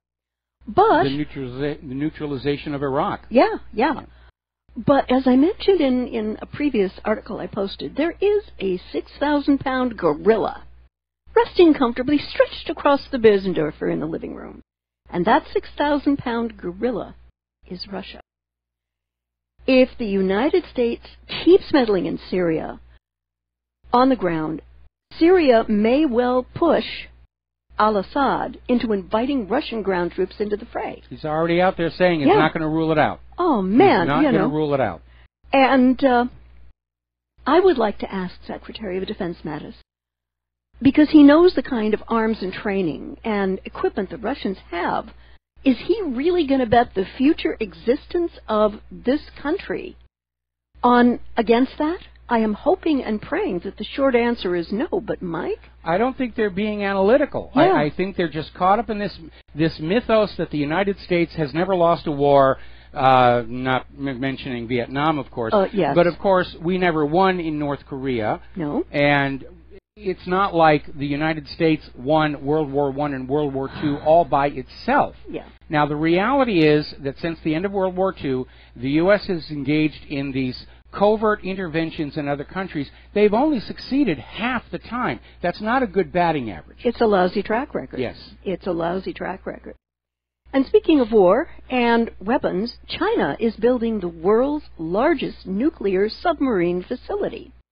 And it's going to be able to produce as many as 4 ultra-modern subs at a time. And it's interesting. They're doing this in this very enclosed space, so there can be no snooping. People can't look and peek at what they're doing. And, so the kind of upgraded and updated technology they're going to be able to use, we won't be able to see it until those ships are actually out there. Well, I'm sure for the most part, most countries who are engaged in building weapons, they're well aware of U.S. surveillance satellites, and they're taking steps to avoid them. Even back in World War II, underground bases were hardly unknown. Yeah. We actually had an underground, actually it's still there, by the way, an underground hangar here on Oahu, where warplanes were brought out by ship from the mainland and assembled here, and then flown off to the airfields and carriers. But so the idea that we have a good measure on what anybody else is doing because of the surveillance satellites is not entirely accurate. Nope. And I've heard complaints from within the intelligence community that we do not seem to have adequate ground truth. That we've become over-reliant on surveillance technology and don't really have assets in these other countries able to find out what's going on. And that means we may actually be very blind to what the real capabilities of Russia and China happen to be. If Russia and China team up together, they are going to be a formidable foe that the United States is not going to be able to prevail against, even if it does go nuclear. Yeah. And that's going to be nasty. I'd like to go back over to the antics of Congress. Oh, please do. And the antics of Congress, I'm not amused. I'm just not amused. Apparently, it's not over. The House Intel panel has called Comey, Clapper, Rogers, Brennan, and Yates to testify on Russia's messing up the last election or throwing it to Trump. Michael, I've got to tell you, trying to create a there which was never really there is abso-flipping-lutely unbelievable. This reeks to me of desperation on the cusp of madness. No, what's going on here is they're understanding it is inevitable. We will be going to war with Russia. They're trying to build a case with the American people that the Russians are evil and that we have to go to war against them. But as we mentioned earlier in the show, even the people working on this Russia investigation are saying Israel's the real party interfering in U.S. politics. Yeah. You've got Obama over there in France interfering with their election. And the Russia bashing is trying to pre-sell the idea that Russia's the evil empire, like Reagan described the Soviet Union, and move forward to accept the inevitability of war with Russia. And that really will hit us right where we're sitting. Yes, that definitely will. And dang it, St. Petersburg is on my bucket list. Boy, maybe we should ask for political asylum in Russia. Because we're on the verge of being political prisoners in our own country. So let's ask for asylum. Putin, if you're listening to this show, we want to come on over there. Yeah, you know. I think you talked about this a little bit earlier, but I'd like to mention it. The Gotham Shield exercise in New York to simulate a nuclear blast over Manhattan as actual war nears. I've got to tell you, this is causing the hair on the back of my neck to nervously break dance in a very uncoordinated way upon hearing about this. So if the exercise turns into a false flag event, is the U.S. going to blame Russia, North Korea, Iran, Somalia? You know, they've already telegraphed it. They've already telegraphed it because the plan is specifically for a 10-kiloton weapon, which is the largest North Korea has tested so far. But is far smaller than the current Russian and Chinese weapons now in use.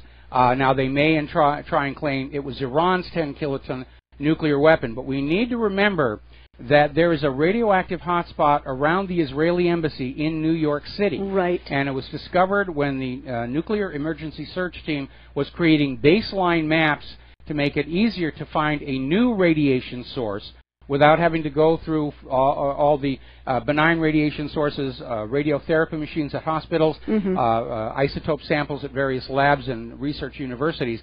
And they discovered a hotspot at the Israeli embassy. Israel will not explain it. They will not allow an inspection.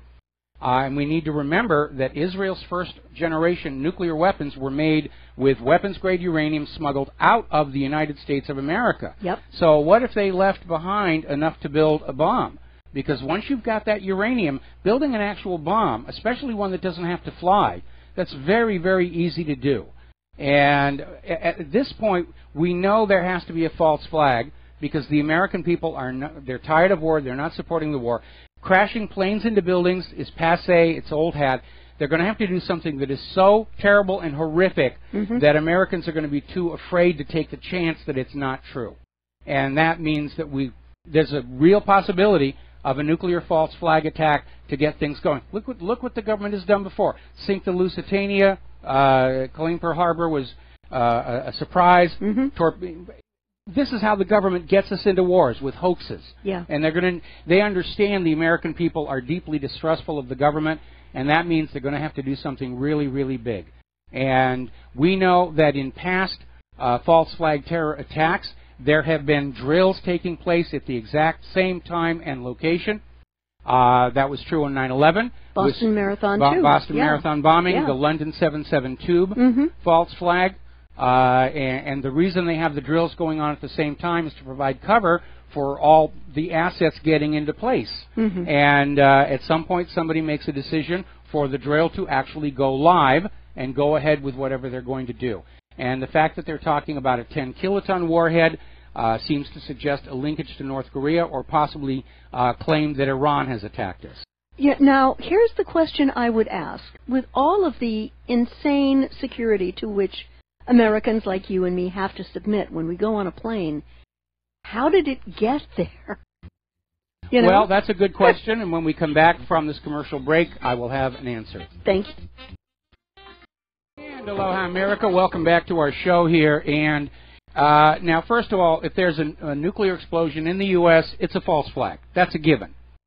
Iran is not going to drop a nuke on the United States of America because that would bring on the invasion they do not want to have happen. The retaliation would destroy the country. The same thing is true of North Korea. Yeah. These other countries who want nuclear weapons want them to deter being invaded in an age where the U.S. is invading and regime-changing countries left and right. Mm-hmm. Okay? Yeah. So nobody is going to initiate a nuclear attack against us, and let us keep in mind that for all the talk about Saddam's nukes and Iran's nukes and North Korea's nukes and all the rest of it, there's only one country that has actually dropped a nuclear weapon on the civilians of another country, and that is the United States of America. Twice. Yeah, twice. Twice. And, you know, I find it amazing to hear the United Nations screaming about all these other nuclear countries. They're trying to build nuclear weapons, but they won't deal with the nuclear weapons owned by the one nation proven to actually use them. Now, okay, to answer the question, though, how would one get a nuclear weapon into the United States? You know something, in hindsight, I'm not going to answer that question because I don't want to give anybody any ideas. Gotcha, okay. Okay, I'll tell you off the air later. All right, but what I'm thinking is that would be extraordinarily difficult to pull it off. Well, for somebody with the resources of a nation state, not necessarily. Okay. But All right. I'll tell you afterwards. Okay, I'd like to sort of bop on over to Venezuela right now. They have been in the middle of vast protests against their president Maduro, who has essentially taken the government and the whatever constitutional protections and judicial issues were going on are no more. He sort of declared himself a dictator. And apparently the government of Venezuela has seized the GM, the General Motors plant down there. And people at Coca-Cola, which also has a bottling plant, indicated that they're not going to pull its operations, and they've been assured that there'll be no problems, yada, yada, yada. Well, there seems to be some kind of an issue with General Motors itself and certain monies that were supposed to be paid and were not, leading to the seizure. And you need to understand there are also pro-Maduro rallies taking place on a large scale that are not being reported. Now, Venezuela has been under constant attempt for regime change by the United States going back to Hugo Chavez. Yeah. The United States hates the fact that Venezuela spends the Venezuelans' money on the people of Venezuela, and that's a bad example. They don't want that idea to catch on that government should spend the people's money on what's good for the people. Because we certainly don't tolerate that kind of behavior here in the United States of America, as you can tell by walking down the streets and looking at the dilapidated infrastructure, like San Francisco's electric system. But the U.S. has been waging economic war on Venezuela, and it was complicated by that very poorly thought out oil price war against Russia, which brought a lot of harm to Europe and other oil-producing nations. It put Saudi Arabia into serious economic hardship. They actually had to sell government bonds for the first time in recent history. Venezuela being an oil exporting country, it hit them very, very hard. Yeah. And the oil, of course, is a big issue why the U.S. wants regime change in Venezuela, because Venezuela's been selling their oil for currencies other than the U.S. dollar. They sell oil to China directly for the yuan. Right, right. So that's what's going on there, and it's a very complicated story. I am hoping that whatever happens and whatever emerges politically in Venezuela will avoid bloodshed, because the Venezuelan people have suffered enormously. Unfortunately, there's already a lot of bloodshed going on. And, it looks like it's going to be on the verge of a civil war down there. Or we could see Nikki Haley get up in the UN and say, we must have a humanitarian intervention into Venezuela, and we're going to be off and fighting a war down there, which is kind of weird, because in the movie Avatar, our soldier who's in the wheelchair, when his commanding officer is talking about his file, he says, "You were in Venezuela, that was some mean bush." And it's almost like James Cameron knew what was coming on down the road. Deja vu all over again, eh? Yes. Yeah. Absolutely. Oh, wow, yeah. So I'm hoping, though, for the people that things do calm down and they're able to get back in control of the political process in a way that's going to move the people and the economy forward. Well, that would be nice, but unfortunately, those who are promoting this war agenda, they do not care what happens to ordinary people. They're just the background noise. We'll be right back after these words from our sponsors. And aloha, America. Welcome back to our show here. And before we go back to Claire, we're going to take a phone call. Tom in Florida, aloha. Welcome to the show. What's on your mind today? Good day, Michael. What I want to talk about what's going on in Fresno with the 4 white males who were murdered. And when Ruth killed those people in Carolina, it was on every news network. Only one network's talking about what happened. All the other liberal networks ain't saying a word about what's happened with the 4 males being murdered in cold blood. And Michael, let me ask you, do you think Bernie Sanders would do anything with MS-13 like Donald Trump's doing? Do you think Bernie Sanders is going to get all these gangbangers out of here?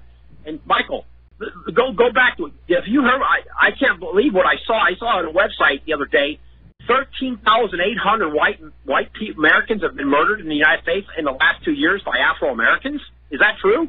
I don't have the exact statistics, but I do know that there has definitely been a bias in the corporate media where they're always reporting white on black crime, but they don't report black on black crime or black on white crime. And again, last year it appeared to be part of the attempt to bolster Hillary Clinton's chances by fanning the flames of racism. But if they're still doing it now, we have to look for the reason why. And I'll be very honest, I hadn't heard what happened in Fresno. When did this happen? Okay, this happened last week. 4 white males were murdered in cold blood. The guy walked right up to him and shot him, put a .357 Magnum, shot one of them in the Catholic church parking lot. The other ones were walking on the street. He's hating white people, and he's a rapper. And he murdered,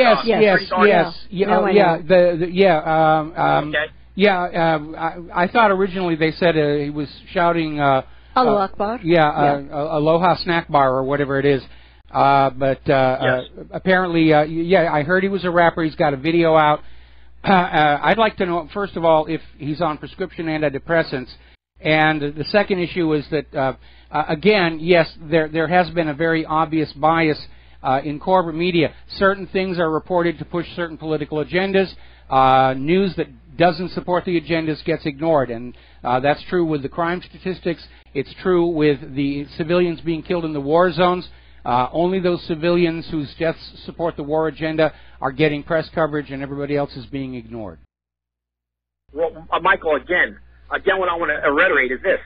13,000 white Americans have been murdered by Afro-Americans in this country in two-year time. Michael, they haven't happened in the Middle East with all these Arab countries with our troops over there. Where did the numbers come from? Yeah, Tom, where are you getting these numbers? That was on a web. It was on I can't remember if it was TMZ or it was one of these websites I saw where they were talking about the black on white crime is unbelievable. It's unprecedented.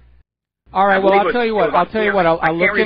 I'll look into the statistics, and I know statistics can be misreported. Again, going back to the militant feminist craze of the 1990s, and they were screaming about domestic violence, about how men were beating up women, and it turned out actually that in the white population, domestic violence was actually gender balanced. The women were being just as abusive as the men, and in the black population, it was the women being more abusive than the men. But it was always being portrayed in the news as all of these mean men beating up all these poor, helpless women. Well, one more thing, Michael. In San Francisco, back in the 70s, there was a murder thing that was going on with these black Muslims, and they killed a bunch of white people. I believe it was like 80-something of them. Mm-hmm. And they were talking about how the media tried to keep that under wraps, too, because I believe it was back in the late 70s where they had like 5-6 black like Muslims in San Francisco. And I can't remember, it wasn't the Green River case. I can't remember the case of Helter Skelter or... You're not talking about the zebra killings, are you? No, that's it, Michael. Okay. The zebra killings. I couldn't believe that the media never talked about those zebra killings. Well, actually, I recall there was a lot of coverage about the zebra killings. That's why I remember the name. You know. Well, what I read about the zebra killings, they had some talk about it on the West Coast. The East Coast would never. The media on the East Coast would never even talk about it. Well, I was living in Southern California. I was living in Southern California at the time. Anyway, Tom, listen, we're going to let you go here and get on back to the news here. So thank you very much for the phone call, and we're going to drop that one. Claire, you wanted to talk about Turkey. Yes, and this referendum in Turkey, which gave Erdogan just absolutely almost complete power over the government. If there was any judicial oversight, I think that's gone.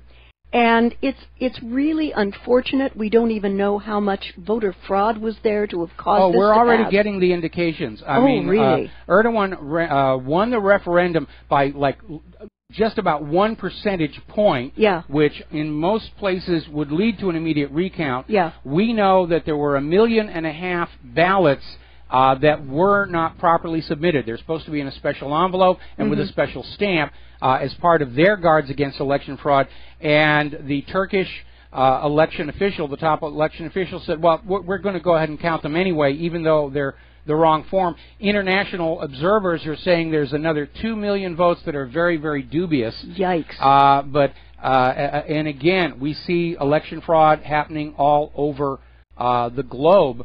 And it's kind of obvious that there had to be massive election fraud because no people vote away their civil protections and their liberties to a tyrant. It just simply does not happen. No. And so it had to be election fraud. People are now referring to Erdogan as a new sultan. And even though I'm not a believer in the prophecies of Nostradamus, Erdogan is shaping up to be like this sultan from the Mideast who helps to ignite World War III. It really is kind of spinning out of control there. So what do you think is going to be the future now of the Turkish relationship to NATO? Because Turkey is a NATO member. Where is that going? Well, NATO, in theory, could eject Turkey. I don't think it's going to happen because of Turkey's strategic location. They've always been using Turkey as a forward missile base. In fact, it was the placing of missiles by the United States in Turkey aimed at the Soviet Union that provoked the Cuban Missile Crisis. So everybody's looking at, no matter what Erdogan does, Turkey is strategically important. And that may have been the reason the United States was involved in this attempt to remove Erdogan a while back, and they botched it. They botched it, and I'm sure Erdogan is not going to forget that anytime soon. No, I don't think he is. I would like to go back and talk a little bit more about the U.S. demonization of Iran. And I am really hoping and praying that people like Mattis, etc., understand that the U.S. military doesn't have the troop strength, the weaponry, the manufacturing, or the money to go ahead with a head-to-head conflict with Russia over Iran.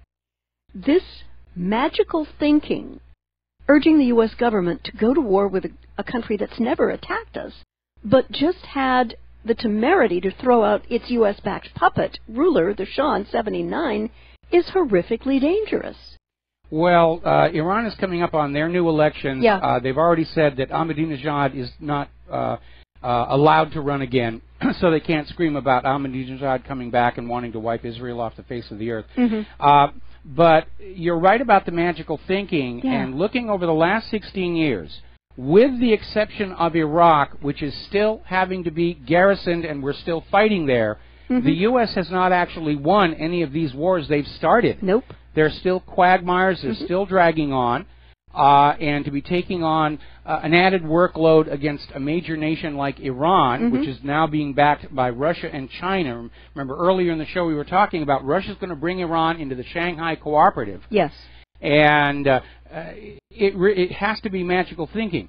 But one thing that we learned during the George W. Bush administration is that these people in the administration may have their own opinions, but they basically follow their orders from whoever's giving those orders.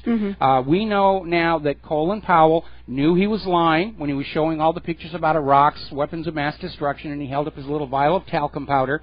Yeah, the yellow-caked uranium speech. Well, no, that was earlier, but that was another lie, and that was discredited as well. Right. And all these people knew they were being ordered to lie, but that was their job to go on out and lie, whether they're in government or the corporate media. And so the end result is that we're going to see a lot of stuff come on out about Iran. They're going to claim that Iran is still trying to build a nuclear bomb, that they've somehow evaded the IAEA inspectors. And again, if there's going to be a nuclear false flag, given that it's on the East Coast, New York, they're more than likely to try and blame it on Iran. But again, it's ridiculous. Yeah. The United States is the world's most powerful nuclear power. And my parents' generation forked over $5 trillion for that nuclear deterrent. And that was back when $1 trillion was really a lot of money, because it was going to deter other countries from attacking us. And if that really doesn't work, then we're all owed a refund. It was another giant government fraud. But that's the idea the government is trying to sell you, is that even though the response by the United States would be to annihilate an entire nation, that we should be afraid that the leaders of those nations, for no real reason, are just going to try and drop a nuclear weapon on us. It makes absolutely no sense. And we also have to remember, with Mattis in Israel right now, that the Israeli government was cheerleading for the Iraq War, too, when President Bush was in power. They were absolutely in love with that. And we all understand just how brilliantly the war in Iraq has worked out.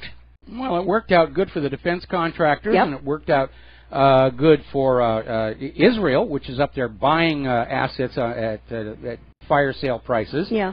And it worked out well for the bankers who financed all of this. Yeah. But then wars are not fought for the benefit of the general population.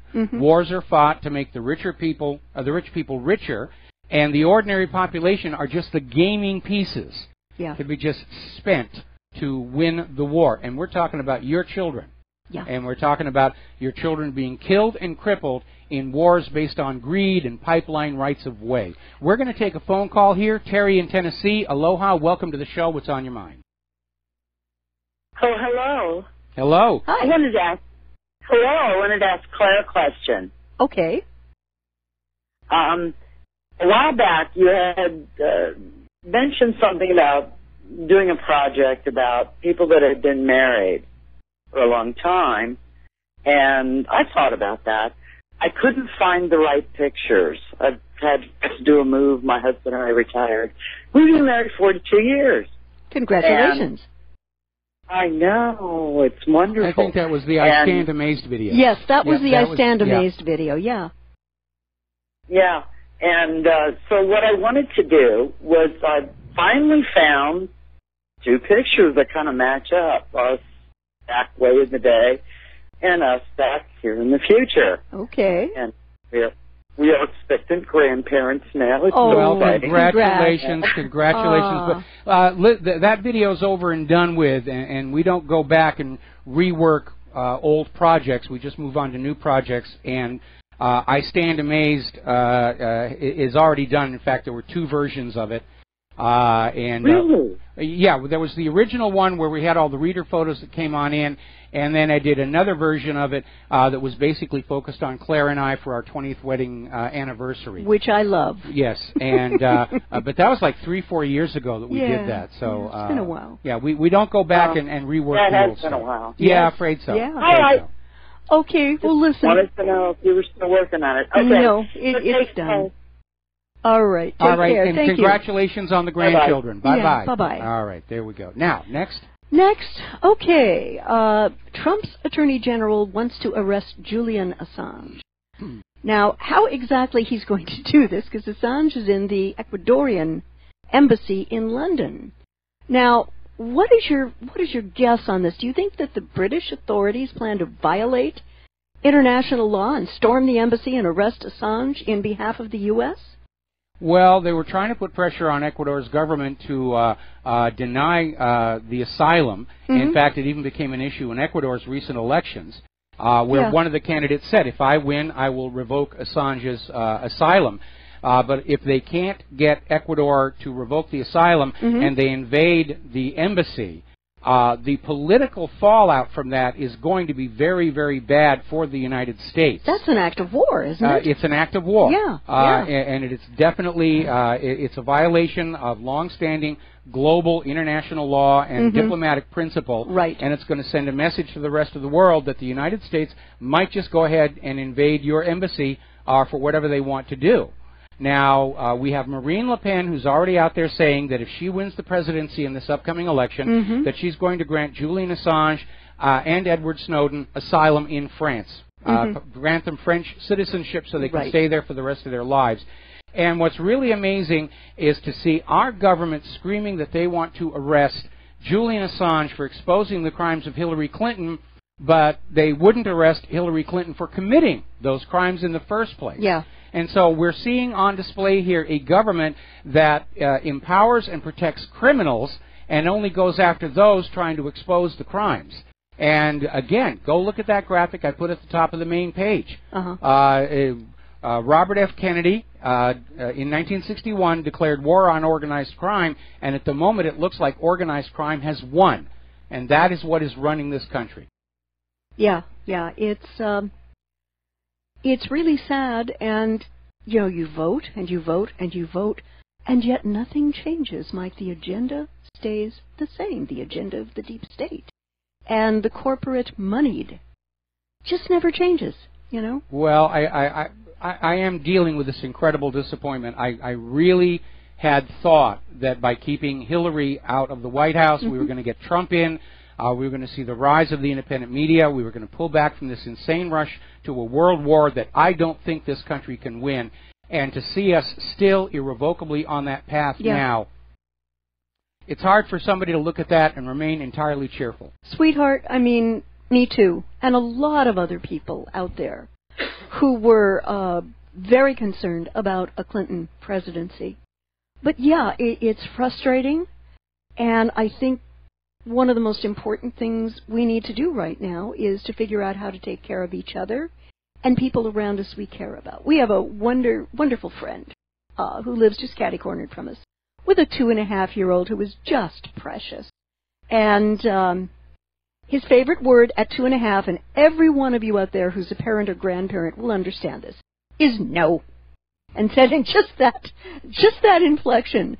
And so Mike and I are trying to figure out what we can do to keep his mom as safe as we can and he as safe as we can, you know, through this period, because I am deeply concerned, and I'm not Mrs. Chicken Little of Oahu, believe me, for all of the reasons we have represented to you, both visually through the radio show and the website. I am very concerned that things are coming to a head, and very quickly. Absolutely. We've got to take one more commercial break. We'll be back with the last segment of our program after these few words. And aloha, America. Welcome back to the show. And before I do anything else, I want to remind you all one more time that John Stadmiller's show, which is coming up in about 5 minutes, his first hour guest is Gerald Celente, and that is definitely going to be something you're going to want to listen to. So, again, Gerald Celente, first hour of John Stadmiller's show coming right up at the top of the hour. I'm looking at the Fox News feed, and they're talking over the commercial. They're talking about whether or not they're going to get an emergency spending bill passed to keep the government running, and it's a big dog and pony show here. I mean, isn't it amazing how there's never money for actually taking care of the nation and its people, but there's always money for more bombs and more missiles? Yeah. Frankly, I don't think they should talk about any more spending and any more increases in the military budget until the Pentagon figures out what they did with that $6 trillion that seems to have vanished without any trace at all. That would have been helpful, yeah. And the reason we're obviously very concerned here about an escalating world war is because right out that window there is Pearl Harbor. I look down there, we can see the Arizona Memorial, the Missouri, and Pearl Harbor, even though most of the actual weapons are forward-based over on Guam and right now off of North Korea, Pearl Harbor is a major communication nexus for the entire Pacific Fleet, and if this goes to a real shooting war, and if Russia and China come on in, it is inevitable this island is going to be attacked, if for no other reason than to sever that communication hub. And that's why Claire and I are a little concerned, and we do have some emergency preparations if we have to go up to the north part of the island and so forth. But it's very, very stressful, and everybody around here is feeling it. I'm talking to our neighbors and our friends. They're all thinking exactly the same thing. Yeah. The U.S. government has set up a war that is going to get this island attacked again. So there we are. You had one more story you wanted to talk about. Yes, I did. Very interesting, too. Trump's lawyer is saying that people have no right to protest at his rallies. I'm kind of scratching my head here. Apparently, they argued yesterday in a Thursday court filing that protesters have no right to express dissenting views at his campaign rallies because such protests infringed on his First Amendment rights. Well, and unfortunately, there are other politicians who have established that as a precedent. Yeah. That you can't argue against them, you can't point out where they're lying on their campaign trail because it's their First Amendment right to lie to you. Mm-hmm. At the same time, they're insisting that the independent media shouldn't have a First Amendment right because we're out here telling the truth. Yeah. I find, that smell of burning hypocrisy in the morning so putrid. It's grim. I think the only thing that is going to save the world is if there is a major economic crash in this country that brings it all tumbling down the way the former Soviet Union did. Mm-hmm. Because if that doesn't happen, I don't see how we're going to avoid a nuclear world war. Simply because the U.S. can't win conventional wars against Russia and China. Especially if they're tag teaming. Yeah. All right, well, there's the music. Time for us to get out of here. Have a really good weekend. Stay tuned for John Stedmiller's show. He's got Gerald Salente. We'll be back Monday. Aloha, America.